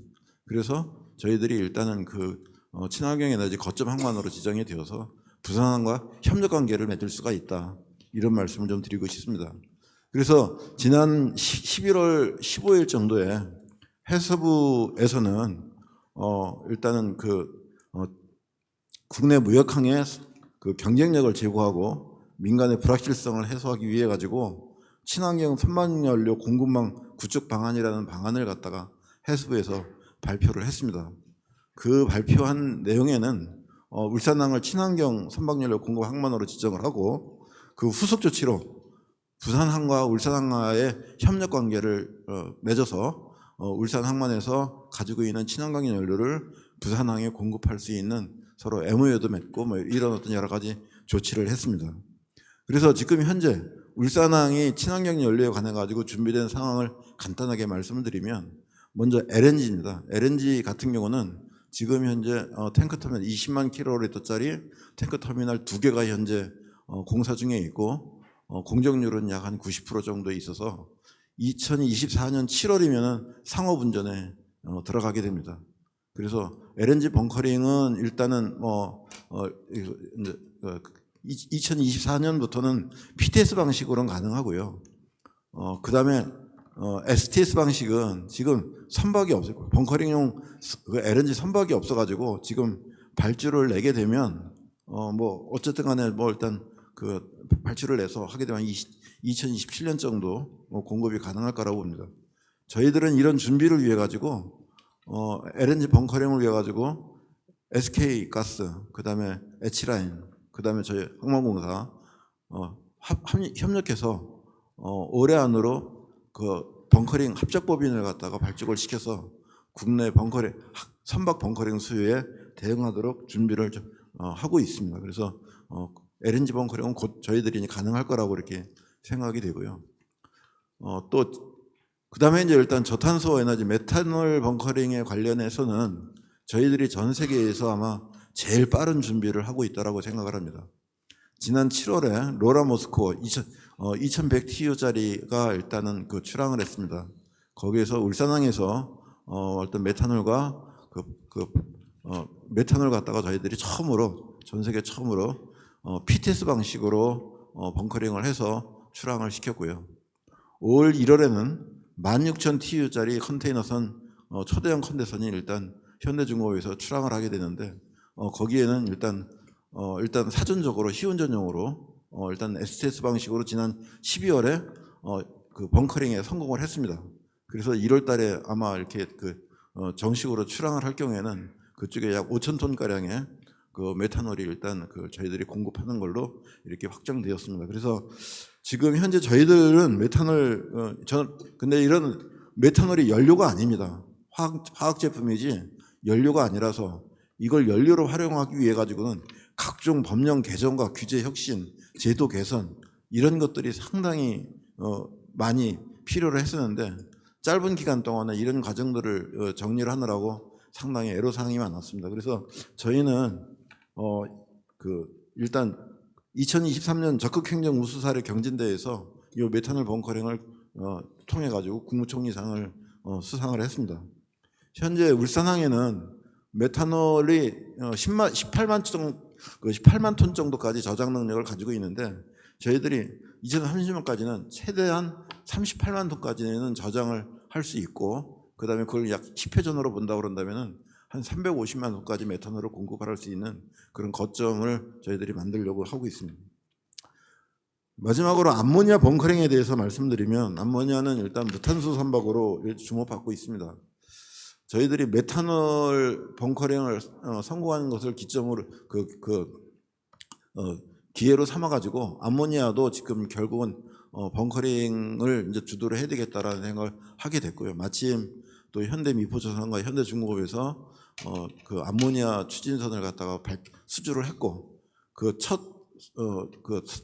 수주한 첫 번째 인도선이 2026년 2월에 아마 이제 인도되는 걸로 그렇게 알고 있습니다. 그래서 약 2년 동안의 시간이 있는데 그 2년 동안의 시간 동안에 그 암모니아도 이게 연료가 아닙니다. 아까 말씀드렸듯이. 그래서 이 화학 제품인 암모니아를 일단 연료로 변환시키기 위해서는 정부의 어떤 각종 그 법령 개정, 규제 개선이라든지 그다음에 안전 절차 이런 것들이 많이 일단 필요로 하는데 약 한 2년 동안의 시간이 있습니다. 그래서 그런 부분을 갖다가 좀 그 제도 개선을 하기 위해 가지고 어제 현대중공업, 그다음에 롯데정밀화, 그다음에 저희 울산항만공사, 그다음에 HMM 이런 여러 기관들이 그 암모니아 벙커링을 위한 협약을 맺었습니다. 그래서 각종 어려운 점을 갖다가 지금부터 풀어나가서 차질 없이 준비를 하도록 이렇게 하겠습니다. 그래서 결국은 향후에는 해운의 경쟁력이 과거에는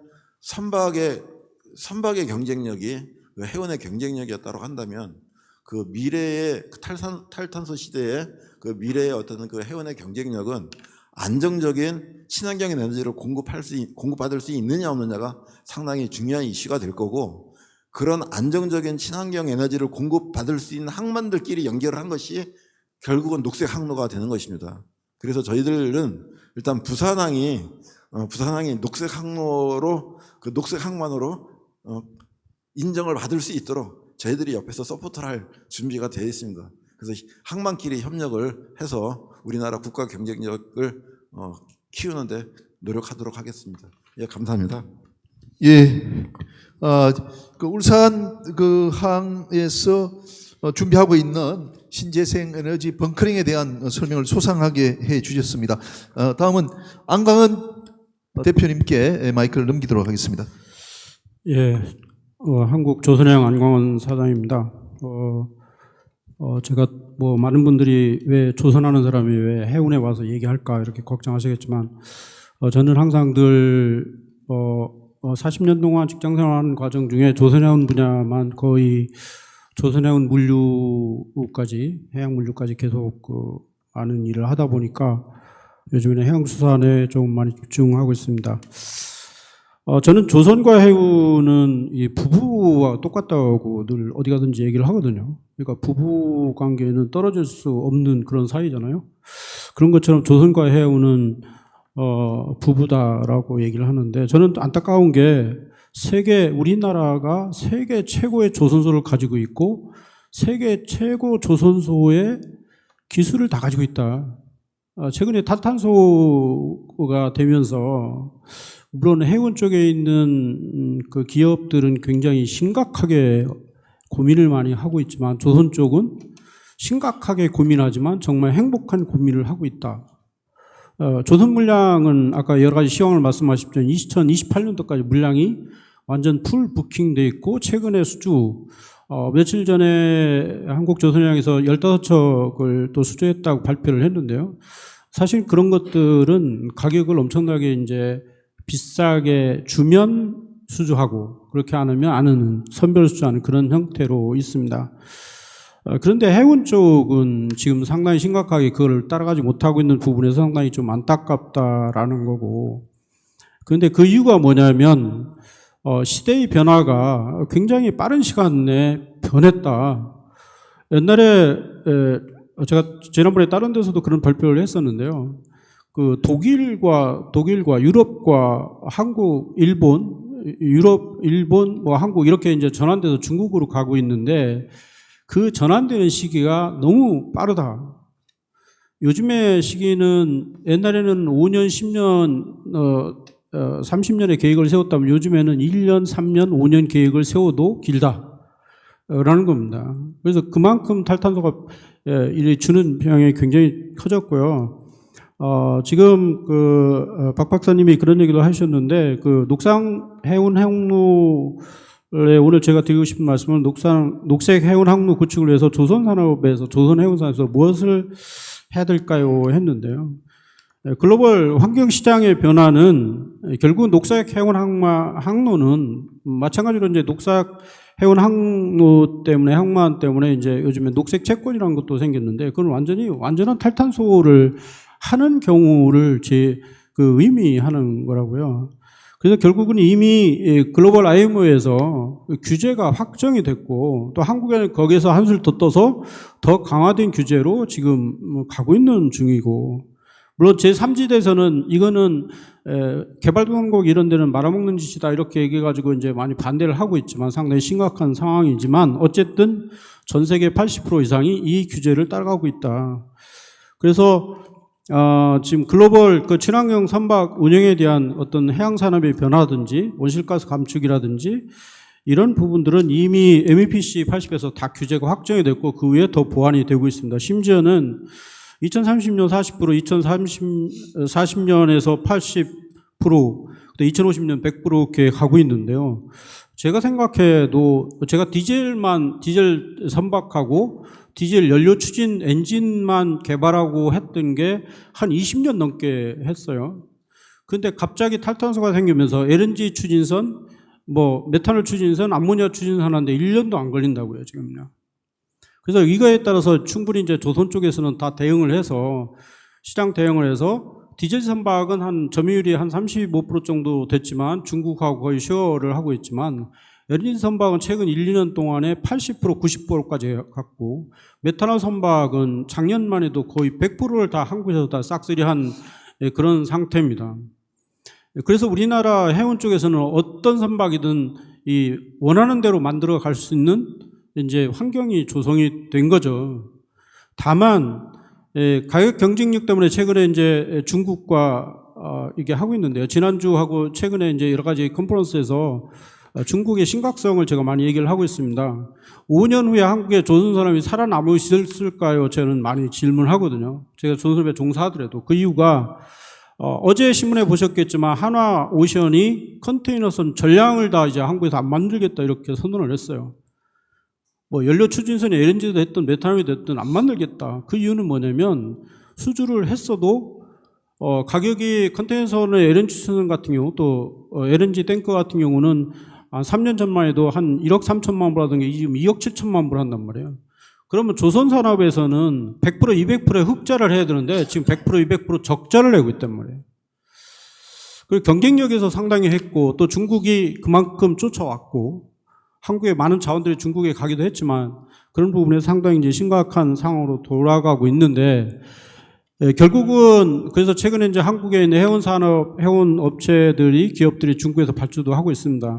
그래서 이런 부분에서 하지만 한국에 있는 기술은 아마도 기술적인 측면에서는 상당히 오랜 동안 한국을 따라오기 쉽지 않을 거다. 보편적인 기술들은 이제 중국으로 다 가겠지만 한국에 있는 기술들은 지금 현재 저희 그룹 같은 경우는 지금 이미 LNG는 모든 게 평정화됐고요.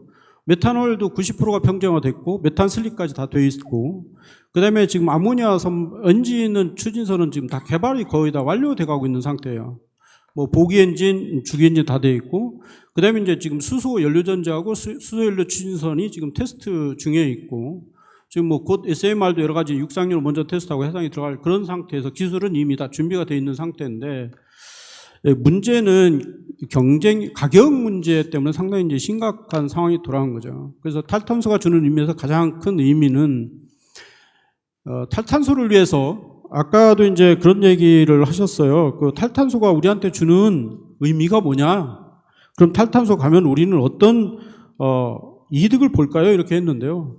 결국은 글로벌 기후나 여러 가지 조건에서의 혜택은 상당히 주겠지만 기업을 하는 입장에서는 상당히 어려운 상황으로 이제 돌아가는 거죠. 그렇다면 우리가 거기에 맞게 지난 일들은 다 잊어버리고 빨리 대응을 해야 된다. 그래서 지금 가장 빨리 해야 될 것들은 이미 연료유 변경하는 부분은 이미 LNG, 암모니아, 수소, 합성 메탄올, 그다음에 바이오 이런 부분들이 다 준비가 돼 있다라고 보시면 되고 거기에 대한 기술도 다 돼 있고 그다음에 이제 다만 아까도 김재균 사장님 말씀하셨지만 LNG 메탄까지는 그래도 괜찮은데 암모니아 이후에서는 안전성과 해독성 때문에 상당히 쉽지가 않습니다. 많은 추가 비용이 들어가게 되고 안전성이 있게 되고 울산항만공사가 거기에 대한 엄청난 투자를 해야 벙커링을 해야 될 것 같고요. 그래서 일본이나 싱가포르에서는 적극적으로 정부에서 암모니아 터미널, 암모니아 벙커링, 암모니아 연료 이런 것들을 하고 있고 일본 같은 경우는 100% 다 안전성까지 정부에서 책임지는 2조엔이라는 투자를 지금 하고 있는 상태입니다. 거기에 대해서 우리도 적극적으로 한번 생각을 해봐야 된다는 것이고 그 다음에 이제 무탄소 항로는 이미 연료에 따라서 준비되는 것들이 있는데 사실은 지금 상당한 2050년들이 아직도 30년이라는 기간이 남았다고 생각할지 모르지만 제가 볼 때는 5년도 안 남았다고 저는 생각을 합니다. 그래서 거기에 대한 필요하고 그 다음에 연료 변경에 따른 물류 시스템이나 항만 시스템의 변화가 급격히 이루어져야 된다. 지금 항만이나 물류에서는 생산 기술, 연료유나 생산 기술, 항만 보관, 수송 이런 거에 따라서 항만 시설의 변화, 그 다음에 이제 온실가스 감축, 모니터링 이런 것들이 있어야 되고 운송 루트 변화, 운송 용기 개발, 위험 상태의 모니터링 이런 것들이 다 이루어져야 된다는 것입니다. 엄청나게 빠르게 이루어져야 되고 결국은 항만의 인프라가 메탄, 아모니아, 수소 등 연료 종류별에 따라서 인프라가 완전히 달라지기 때문에 그런 부분도 초기에 빨리 계획을 세워서 투자를 해야 되고 해야 됩니다.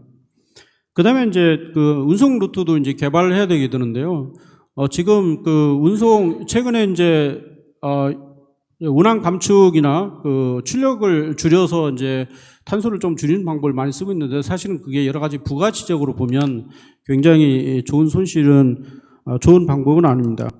그래서 이런 부분이 있고 그 다음에 또 하나 제가 마지막으로 말씀드리려고 하는 거는 지금 조선해운 분야가 일반 기술적 분야에서 디지털로 완전히 바뀌었다. 그래서 아까 가격 경쟁력에 대해서는 제가 말씀드린 거는 저는 그런 경험을 한 적이 있습니다. 전 세계에서 가장 큰 공작 기계들을 한국에서 만든 적이 있어요.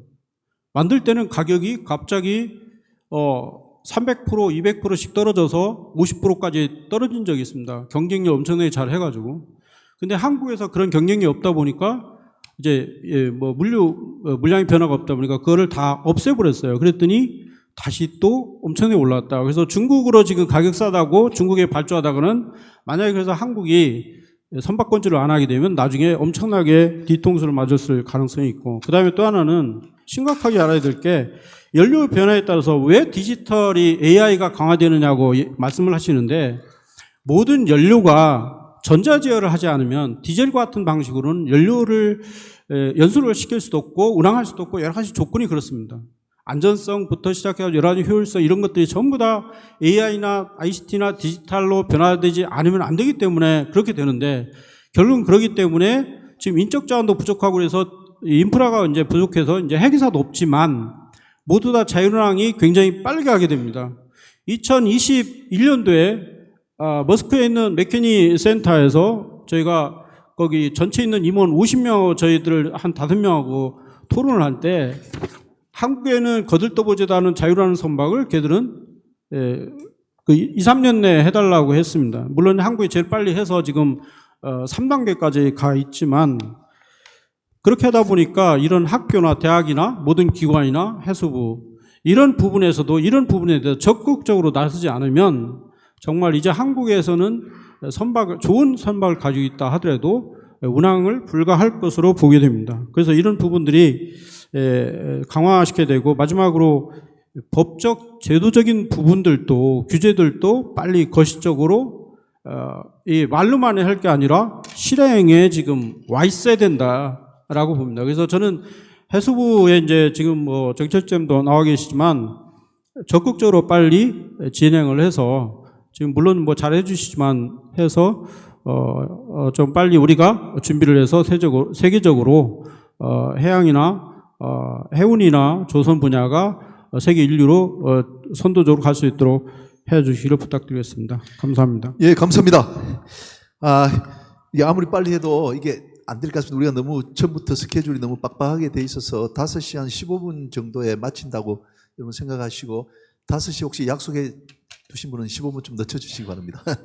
다음은 우리 양창원 부회장님에게 마이크를 넘기도록 하겠습니다. 네. 캔마이 시장 전망을 보면 내년도 컨테이너 운임이 약세가 될 것이다.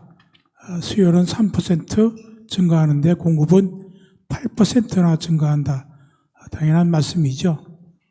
그런데 정말 약세장으로 끝날까라는 이제 우려를 해보게 돼요. 특히 최근에 후티반군의 홍해 사태나 또는 파나마나 감호 때문에 통항 제한으로 운임이 많이 오른단 말이에요. 일부. 그러다 보니까 정말로 우리가 시황이 뭐 그저 그런 거 아닐까? 라고 생각하는데 정확히 봐야 될 필요가 있어요. 지금 2024년 올해부터 2025년, 2026년 3년 동안 신조 인도되는 그것도 거의 초대형 컨테이너선이 신조 인도되는 양이 현존 선박량 2,800만 TU의 3분의 1가량이 됩니다. 600 내지 700만 TU가 나오게 돼요. 이거는 두도 막을 수 없는 공급 과잉, 구조적인 공급 과잉입니다. 거기에다가 2027년 이후에 선박이 하나도 안 나온다고 해야 2030년 이전에 회복이 될까 할 텐데 여전히 발주하고 있죠. 이거는 자칫 2030년까지 마치 우리가 2000년대에 9년 동안 일하는 장기 불황과 같은 서막이 아니냐, 구조적인 장기 불황의 서막이 아니냐라는 우려를 씻지 못하게 됩니다. 즉 최근에 후티반군에 의한 어떤 운임 상승 이런 것들은 착시 현상이라고 볼 수 있어요. 그래서 우리가 금년도 또 이후에 우리 선사들을 위한 대책이나 우리 스스로의 대책은 여전히 장기 불황, 구조적인 장기 불황, 운임 하락기에 대비한 대책이 필요하다라는 생각이에요. 이미 우리가 우리 컨테이너 물동량의 65%를 차지하고 있는 이 근해 항로의 경우에는 여러 항로에서 이미 마이너스 운임으로 운항되고 있어요. 중국 수출 항로 같은 경우는 마이너스 운임입니다. 그 상태에서 어떤 이익이 나겠습니까? 대책을 세워야죠. 그래서 뭐 대책이라고 해봐야 지금 나올 수 있는 것이 금융 부분하고 선박 투자 부분입니다. 금융 부분은 뭐 이미 위기 대응 체계에 대한 어떤 대응이 필요하죠. 특히 중소선사의 경우에 선박을 도입한다든가 또 유동성 지원한다든가 하는 것들을 지금 KOBC가 열심히 하고 있습니다만 더 탄탄히 만들어야 될 것 같고요. 또 민간의 어떤 선박 투자 확대, 그러니까 KOBC나 산업은행 말고도 민간 주체의 선박금융 유입에 대한 노력도 여전히 해야 될 것 같습니다. 특히 이제 친환경 선박을 만들어야 되는데 여러 군데 설명했습니다만 중소선사가 중소선박을 친환경 선박으로 짓기라는 건 정말 어려운 일입니다. 이거는 정부의 지원과 그다음에 산업부와 해수부의 협력에 의해서 이 방안을 찾아야 되는 아주 중차대한 문제라 이것도 역시 꾸준히 해나가야 될 그런 상황이라고 생각합니다. 결론적으로 말씀드리면 지금 우리가 처해져 있는 이 컨테이너 선사, 컨테이너 해운 시황에 관련된 부분은 그냥 내년 금년도에 약세 정도다라고 하는 게 아니라 이런 착시 현상에 관련된 부분을 제거하고 보면 아주 끔찍한 구조적인 장기 불황의 사막일 수 있겠다 해서 거기에 관련된 금융, 선박 건조, 그다음에 선원 양성에 관련된 체계적인 그러한 대책이 꾸준히 이루어져야겠다라는 생각을 하게 됩니다. 감사합니다. 예, 부회장님 짧게 해주셔서 너무 감사합니다. 예, 제가 생각할 때도 그 홍해 그 사태로 운임이 오르는 것은 그건 이제 길어지니까 항로가 길어지기 때문에 뭐 벙커배 같은 게 추가되니까 자연적으로 따라가는 게 아닌가 싶어서 우리 그 부회장이 말씀하신 것처럼 정말 그 앞으로 3년 동안 600만 TU 이상이 나오기 때문에 정말 장기 그 불황의 서막이다라는 말씀에 적극 동감합니다. 자, 다음엔 이현경 박사님이 먼저 하시고 우리 윤 국장님께서 마무리 말씀을 하도록 그렇게 하겠습니다. 박사님 부탁드리겠습니다. 저는 이제 연구 관점에서 일단 이제 말씀을 드리겠습니다.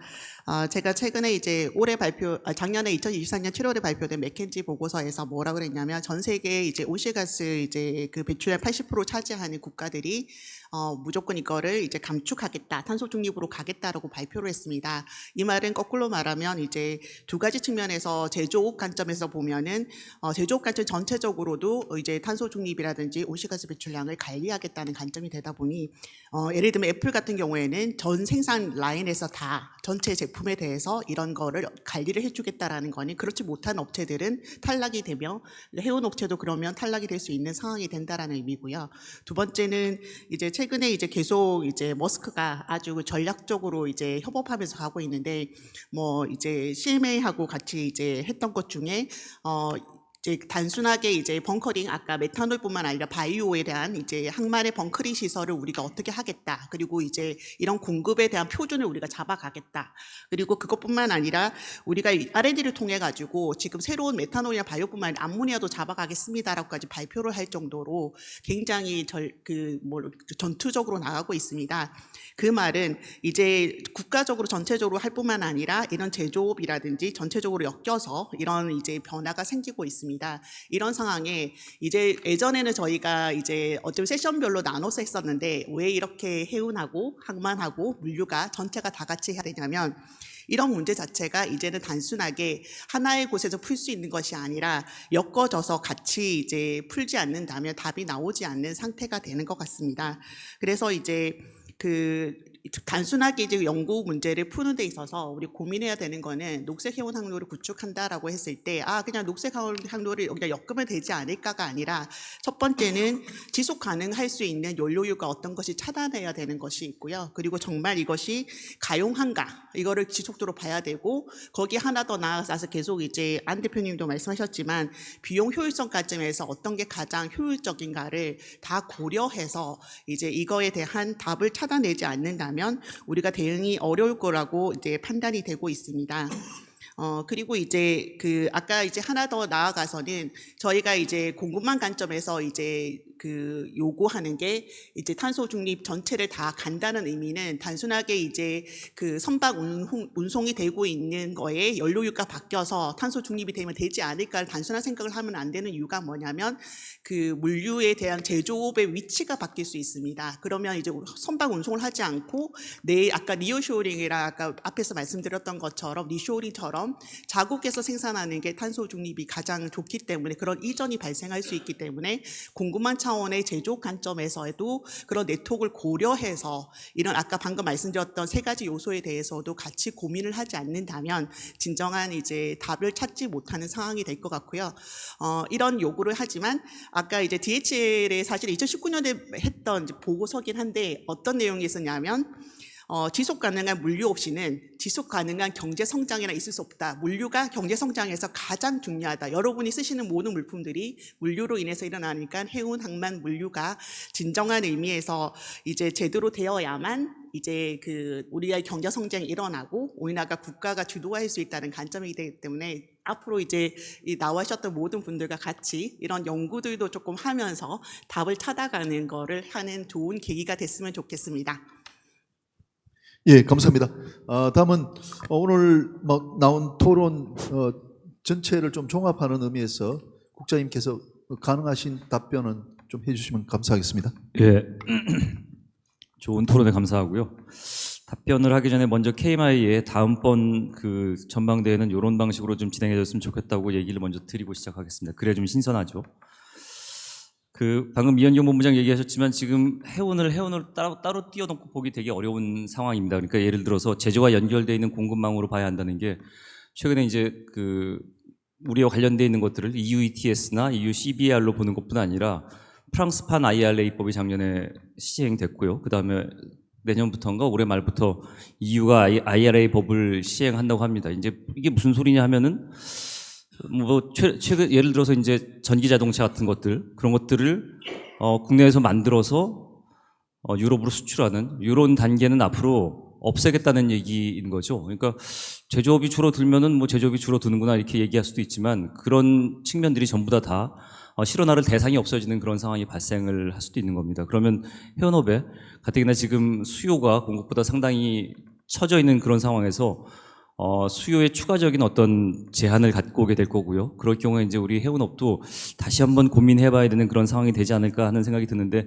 그래서 이게 해운 항만 세션 뭐 이런 게 아니라 공급망의 세션에서 바라봐주고 그에 관련되어 있는 그 발제들을 해주셨으면 어떨까 하는 그런 생각을 합니다. 뭐 제언이고요.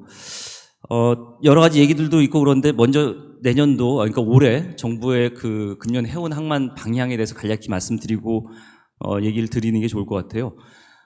우리 부회장님 말씀하셨지만 지금 상황은 그 기저 효과를 빼고 나면은 상당히 저운임이 장기화될 수밖에 없는 그런 상황이라고 판단을 하고 있고요. 이게 저운임이냐 아니면 평년 운임이냐에 대해서는 논의의 여지가 있지만 여하튼 저희가 보기에는 상대적인 저운임도 굉장히 큰 충격을 가질 수 있을 것 같아요. 그래서 저운임이라고 판단을 하고 있고 이 저운임 시장에 대한 위기 대응 역량을 키우는 게 정부의 큰 한 축입니다. 위기 대응 역량이라는 게 뭔지에 대해서는 여러 얘기들이 있을 수 있지만 저희는 일단 기본적으로 경영은 회사가 하는 거지만 경영 역량을 강화시킬 수 있는 방안이 뭐가 있겠냐는 그런 측면이고요. 또 하나가 이제 그 위기 대응하는 여러 가지 방법들의 툴들을 다양하게 만들어서 어떤 선사가 어떤 위기를 겪을 때 그 위기를 어떤 방식으로 헤쳐나갈지를 선사가 이제 판단할 수 있게 만드는 겁니다. 그 중에 한 파트가 저희가 얘기했지만 정책금융, 저희가 그 선사들이 되게 그 배를 만들 때 뭐 배 만드는 것뿐 아니라 여러 가지 금융 요소가 필요하긴 하지만 정책금융과 외국계 특히 이제 중국계를 포함한 외국계 금융을 사용하는 비중이 80% 이상입니다. 그리고 국내 민간 금융을 이용하는 게 한 20%쯤 되는데 그 민간 금융도 대부분 정책 금융에 백업이 없으면 사용되지 못하는 그런 금융이에요. 그러니까 실제로 거의 민간 금융이 없다고 보면 되는 상황이고요.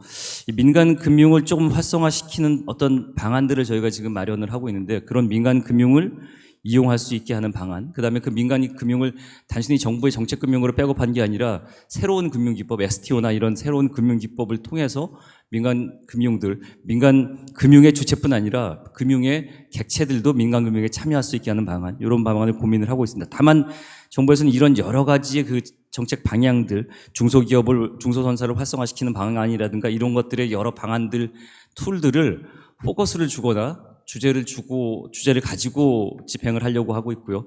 룰 팔로워들한테 베네핏을 주는 이런 방식으로 짜고 있습니다. 룰을 따라가지 않는 사람들은 스스로도 생존할 수 있다고 판단하는 선사라고 저희가 그 인식을 하고 그런 선사들은 과감히 그 정책 지원에서 배제하고 룰을 따라가는 방향. 룰은 뭐 여러 가지가 있을 수 있을 것 같습니다. 국가경제 기여 이런 것들은 아주 막연한 그 룰이고요. 저희가 지금 얘기하는 룰들이 바로 친환경이나 ESG나 뭐 이런 부분들입니다. 그런 부분들을 따라가는 팔로워들한테 베네핏을 주되 그 베네핏을 단순한 어떤 베네핏이 아니라 패키지적인 베네핏으로 고민을 하고 있어요. 그러니까 친환경 같은 경우도 정부의 보조금이 있고 그 펀드가 만들어질 수 있고 그다음에 정부의 그 해진공이나 산은을 활용한 금융 지원이 있을 수 있는데 이런 다양한 금융 기법들을 다양한 지원 기법들을 하나로 만들어서 패키지로 지원을 할 겁니다. 그러니까 팔로우하는 선사들의 팔로우하는 배들은 뭐 지금 여러 가지 저희가 여러 고민을 하고 있지만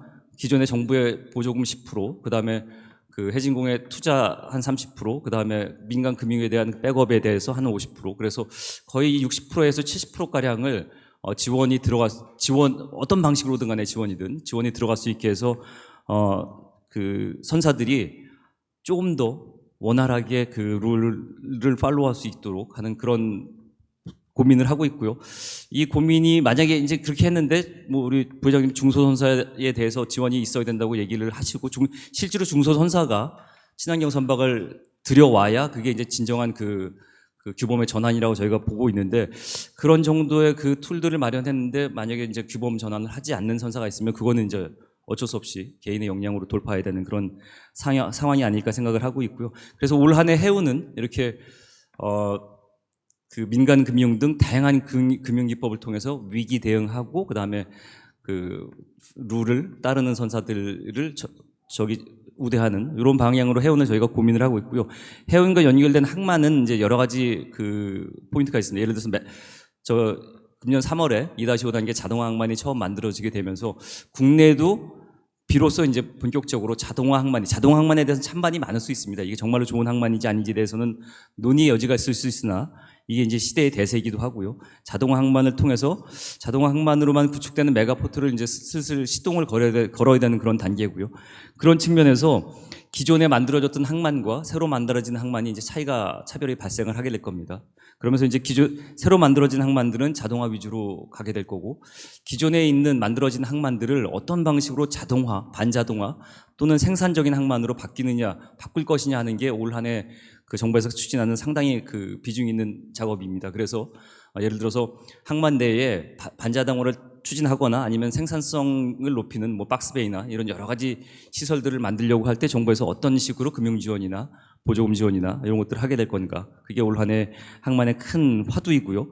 공급망이 지금 많이 변하고 있습니다. 아까 뭐 우리 이현경 본부장님도 말씀하셨지만 쇼어링이 하도 많아서 이게 뭐 니얼인지 뭐 백쇼어링인지 아니면 뭐 아까 얘기했지만 프렌드 쇼어링도 요즘 상당히 큰 그 물류 공급망이 안보와 연결될 수밖에 없는 상황이고 안보적으로 그 이해관계가 그 뭐 오커드나 아니면 쿼드나 이렇게 안보적으로 이해관계가 얽혀 있는 국가들에서 그 제조를 하려고 하는 이 쇼어링, 프렌드 쇼어링도 상당히 큰 어떤 요소이고 혹은 트렌드인 것 같아요. 그런 면에서 공급망이 변하게 되면 우리가 어느 국가를 먼저 진출을 해야 되는지, 우리 물류가 어느 국가에 어느 지역에 먼저 진출해야 되는지에 대해서 우리 프라이어리티 세팅을 다시 해야 되는 그런 상황이고요. 저희가 이제 본 것들은 우크라이나 사태나 이런 것들하고 연계해서 동유럽을 올해 한 타겟으로 봅니다. 동유럽 그다음에 동남아. 그래서 동유럽과 동남아에 뭐 그 물류 기업들이 진출할 수 있는 진출 역량, 그다음에 동유럽에 보면 이제 주요 3항이 있습니다. 뭐 여러 우크라이나하고 그다음에 크로아티아 이런 데 이제 항만들이 있는데 그런 항만들의 민간 투자 지원 그리고 거기에 이제 창고를 만드는 물류 창고 만드는 사업 지원 이런 것들을 저희가 그 신경을 쓰고 있고요. 친환경 연료 벙커링 뭐 울산 항만공사 사장님께서 말씀해 주셨지만 친환경 연료 벙커링을 차질 없이 이행하는 부분 그다음에 항만의 그 부가가치를 향상시키기 위해서 항공에는 많이 쓰입니다. MRO 산업이라는 걸 가지고 하고 있죠. 저희 내부적으로도 KMRO, K-오션 MRO라 그래서 항만 내 그 여러 가지 서비스 산업들 하나로 묶어서 부가가치도 높이고 경쟁력도 확보시키는 이 K-오션 MRO 이런 연간 산업 발전 방안 등을 저희 항만에서 중요한 요소로 보고 있다는 말씀을 드리고요. 아까 우리 김종태 회장님께서 굉장히 높은 목소리로 그 세계사 양성에 대해서 필요성에 대해서 말씀 주셨고요. 저희도 다 인지하고 있고 사실 이번에 혁신 방안도 그 혁신 방안을 만든 것도 그렇고 혁신 방안에 따른 그 노사정 선언을 한 것도 그렇고 이게 방안 만들고 그다음에 이 실제 이행까지 시간이 걸리면은 거의 없거나 마찬가지인 그런 대책이 될 수 있어서 저희가 올해 1월 1일부터 그 혁신 대책이 이행될 수 있도록 상당히 많은 부분이 이행될 수 있도록 하는 그 노사정 선언을 체결했다는 말씀을 드리고요. 그래서 금년부터 이제 실제로 그 계획들이 하나하나 이행돼 갑니다. 그 말씀 중에 그 지정하고 필수 선박 이외의 선박들에 대해서는 이런 부분들이 적용이 안 되기 때문에 전부 다 외국인 태우려고 한다는 얘기가 있었는데 맞기도 하고 틀린 말씀이기도 합니다. 지금 저희가 지정과 필수에 관련돼서 그 기준을 바꾼 거는 그전에도 지정과 필수 이외의 나머지 선박들은 전부 다 자유롭게 태우는 상황이었고요. 저희가 기존에는 외국인을 몇 명 태워야 된다 하는 이런 방식으로 지정과 필수를 구분했다면 이제는 한국인을 반드시 얼마로 태워야 한다는 방식으로 지정과 필수를 그렇게 그 카테고리화한 겁니다. 그래서 개념이 달라지는 것뿐이지 기존하고 차이가 나는 건 아니라는 그런 말씀을 좀 드리고요. 고급 사관을 양성하는 게 좋으냐, 초급 사관을 양성하는 게 좋으냐 굉장히 어려운 부분이고요. 정부의 현실적인 인식은 이렇습니다. 정부에서 지금 한국인 선원이 한 28,000, 외국인 선원이 32,000, 전체 그 가용되는 선원이 한 6만 명쯤 되는데 6만 명을 전부 다 양성하겠다 이런 것들은 정말 어디서도 볼 수 없는 헛소리일 겁니다. 정부에서는 그렇게 그 허황된 그 계획을 가지고 있지 않고요. 다만 지금 28,000명이 인구 감소에 따라서 줄어드는 그런 부분들이 분명히 있을 건데 그런 트렌드에 맞게 어느 선까지는 한국인 선원이 계속 있을 수 있도록 하는 지지선을 저희가 설정을 해놓고 있고 그 지지선에 따라서 한국 선원이 양성될 수 있도록 하는 계획을 갖고 있습니다. 그 양성이라는 게 양성한다고 뭐 한국이 타는 건 아니고요. 다만 그 양성해서 그 사람들이 배를 계속 탈 수 있도록 하는 복지 방안, 실질적인 소득 증대 방안 이런 것들을 갖고 있기 때문에 그렇게 해서 그 사람들이 계속 우리 배에 남아 있으면 좋은 거고 아니라면 그렇게 했는데도 만약에 한국인 선원들이 부족한 상황이 발생을 한다면은 뭐 어쩔 수 없이 외국인 선원을 들여오되 그 외국인 선원들은 기존과는 좀 다른 선원들, 그러니까 해기사이고 선장이기도 할 수 있는 선원들, 양질의 선원들, 그 다음에 그 선원들은 국내에서 교육받는 선원이거나 혹은 우리가 필리핀이나 이런 데 그 선원 육성 기관을 만들어서 거기서 그 양성된 이런 류의 선원들을 들여올 계획을 가지고 있다는 그런 말씀을 드리고요.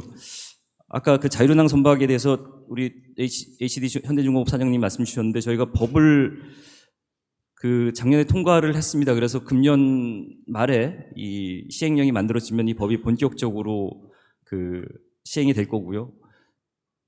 아주 딱 그 맞는 게 금년 9월에 9월에서 10월 사이에 저희가 그 R&D로 만든 첫 자유운항 선박 그 실증선이 나오게 돼 있습니다. 그래서 이 첫 자유운항 선박 실증선은 저희가 새로 제정된 제정된 법에 따라서 운항을 하게 될 거고 그에 따라서 상당히 많은 뭐 선박직원법이라든가 선박안전법 이런 법적인 부분에 상당히 많은 규제 개선을 안고서 이제 선박이 운행하게 될 겁니다. 이 선박이 운행되고 나면은 그 선박의 운행 그 결과들을 반영해서 자유운항 선박법도 더 추가적으로 개정할 소요들을 봐서 개정토록 하겠습니다. 예, 이상입니다.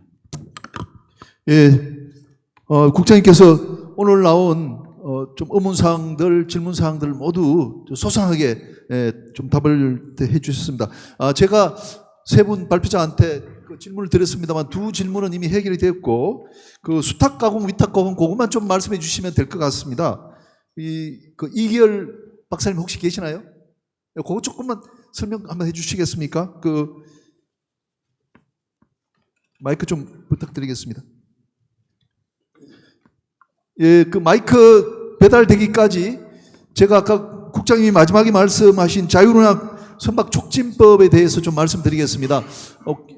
우리가 이제 실정하는 선박은 그 현존 그 법을 어기게 됩니다. 선원들이 타고 있지 않기 때문에. 그래서 실정과 관련된 촉진법을 이제 만들었는데 오늘 나오신 뭐 안강원 대표를 비롯해서 많은 분들이 우리 같은 민간이 또 공부하는 모임을 만들어 가지고 그 법을 더 좀 실용적으로 만들 수 있도록 그렇게 노력하고 있습니다. 예, 부탁드리겠습니다. 네, 그 위탁 가공, 수탁 가공 같은 경우는 큰 차이라고 일단은 제조업이랑 동일하고요. 수탁 가공 같은 경우에는 이제 해외에서 이제 주문을 받아서 국내에서 가공하는 거, 반도체가 하나의 중요한 그 대표 예시가 될 수 있을 텐데 국내에서 부가가치를 창출한 다음에 다시 수출하는 게 이제 수탁 가공이고 위탁 가공 같은 경우에는 이제 우리나라에서 해외에 이제 주문을 해서 신발이나 가구같이 이제 우리나라에서는 국내에서는 인건비라든지 이런 문제 때문에 생산이 비효율적이기 때문에 그런 부분에서 하는 게 이제 위탁 가공으로 산업으로 보시면 됩니다. 예, 대단히 감사합니다. 아주 충분히 좋은 그 설명이었습니다. 좀 안강원 대표님 혹시 짧게 해주시기 바랍니다. 시간이 많이 갔는데 1분만 말씀드리겠습니다. 이거는 꼭 그 서로가 공감이 돼야 된다고 생각해서 아까 국장님께서 우리 김종대 회장님께서 말씀하셨던 고급 사원 인력 양성 문제가 승선 인력이 내국인이냐 외국인이냐 이게 문제가 아니고 이 고급 사원이라는 고급 사관이라는 그 범위가 지금 요즘에 탈탄소하고 친환경으로 선박이 다 바뀌면서 그 안에 모든 시스템들이 전부 다 AI 디지털화로 확 다 바뀌었습니다.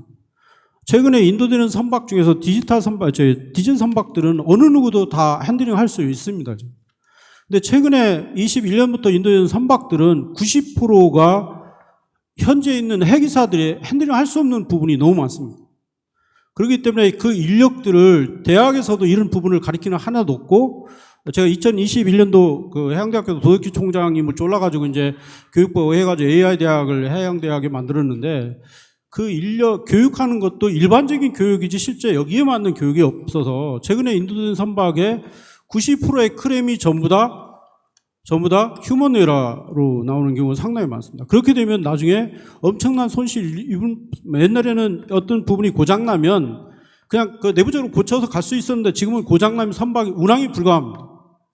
그렇기 때문에 이런 육상, 해상 근무하는 인력을, 이런 고급의 인력을 육성하기 위해서 하는 인재들이 지금 현재 있는 그 해기사들하고 기존에 양성되는 해기사들 모두 다 빨리 하지 않으면 우리가 전 세계 해운 물류에서 선도적 역할을 할 수 없기 때문에 이 부분은 확실하게 그 의미를 지금 이제 국장님이 말씀하시는 의미하고 우리가 생각하는 의미가 너무 다르다 생각해서 제가 말씀드렸습니다. 이 부분은 나중에 좀 정리를 해서 말씀드리겠습니다. 예. 예, 혹시 블루아에서 혹시 김우 본부장님 좀 부탁드리겠습니다. 빨리 마치고 부산을 가는 게 맞는데 제가 꼭 말씀드리고 싶어서 메모를 했기 때문에 제가 이대로 좀 읽겠습니다. 오늘 발표와 토론을 통해서 많은 내용을 공부를 했습니다. 한국해양진흥공사의 최신 사업 현황과 제언 한 가지만 말씀드리려고 합니다. 우리 공사는 2018년에 부산에서 출범을 했고 해수부 산업 공공기관입니다. 원래 6년 차인데 누적 기준으로 한 10조 원 정도 금융 지원을 했습니다. 그 가운데 HMM 비중은 약 37% 정도 차지를 하고 중대형 해운사 비중이 52%, 중소해운사에게 11% 이렇게 골고루 투자를 지원하고 있습니다. 특히 21년부터는 매년 중소해운사 비중이 한 20% 이상을 차지하고 있습니다. 거래한 해운사를 보면 약 130여 개 해운사인데 협회 해운사를 기준으로 본다면 한 75%의 선사가 되겠습니다. 선박 규모로 보면 약 1,700만 데드웨이트 톤인데 우리나라 선박을 약 1억 데드웨이트로 본다면 한 17% 선박을 지원했다고 볼 수가 있겠습니다. 선박의 평균 수명을 25년 정도로 본다면 매년 4 내지 5%가 교체가 되는데 그 숫자를 보면 저희가 한 거의 우리 해운사의 선박 교체의 한 75% 이상은 공사의 금융 지원을 통해서 함께 참여했다 이렇게 보실 수가 있겠습니다. 한 가지 제언의 말씀을 드리면 저희 공사는 앞으로도 계속 그 투자 지원을 더 확대해 나갈 것인데 특히 개정 공사법이 올해 시행됨에 따라서 해운사 등 우리나라 해운 기업이 국내외 항만 및 터미널 투자에도 저희가 공사가 지원할 수 있게 되었습니다. 더 적극적으로 지원할 수 있도록 준비를 해주신 우리 윤현수 국장과 또 관계자 여러분 모두에게 감사를 드립니다. 한 가지 제언의 말씀을 드리면 여전히 우리 해운과 항만 물류 기업의 산업의 생산성이 좀 더 확대되어야 되겠다는 판단을 했습니다. 아까 발표 자료에 보면 우리나라 해물 물동량이 약 15억 톤 정도로 보고 있는데 세계 비중으로 보면 약 10% 이상을 될 것 같습니다. 그런데 생산성은 우리 해운 선박 규모와 항만의 규모는 세계 비중이 한 4 내지 5% 정도 되는 것 같습니다. 아주 단순화시켜서 생각해 보면 현재보다 한 생산성을 2배 이상 확장할 여력이 있다고 봅니다. 저희 금융도 2배 이상의 충분한 금융 여력을 가지고 지원을 할 계획입니다. 다만 우리 해운 항만 산업 특히 기업 여러분들께서 어떤 투자를 더 확대해 나갈 것인지 여전히 기대가 되고 있습니다.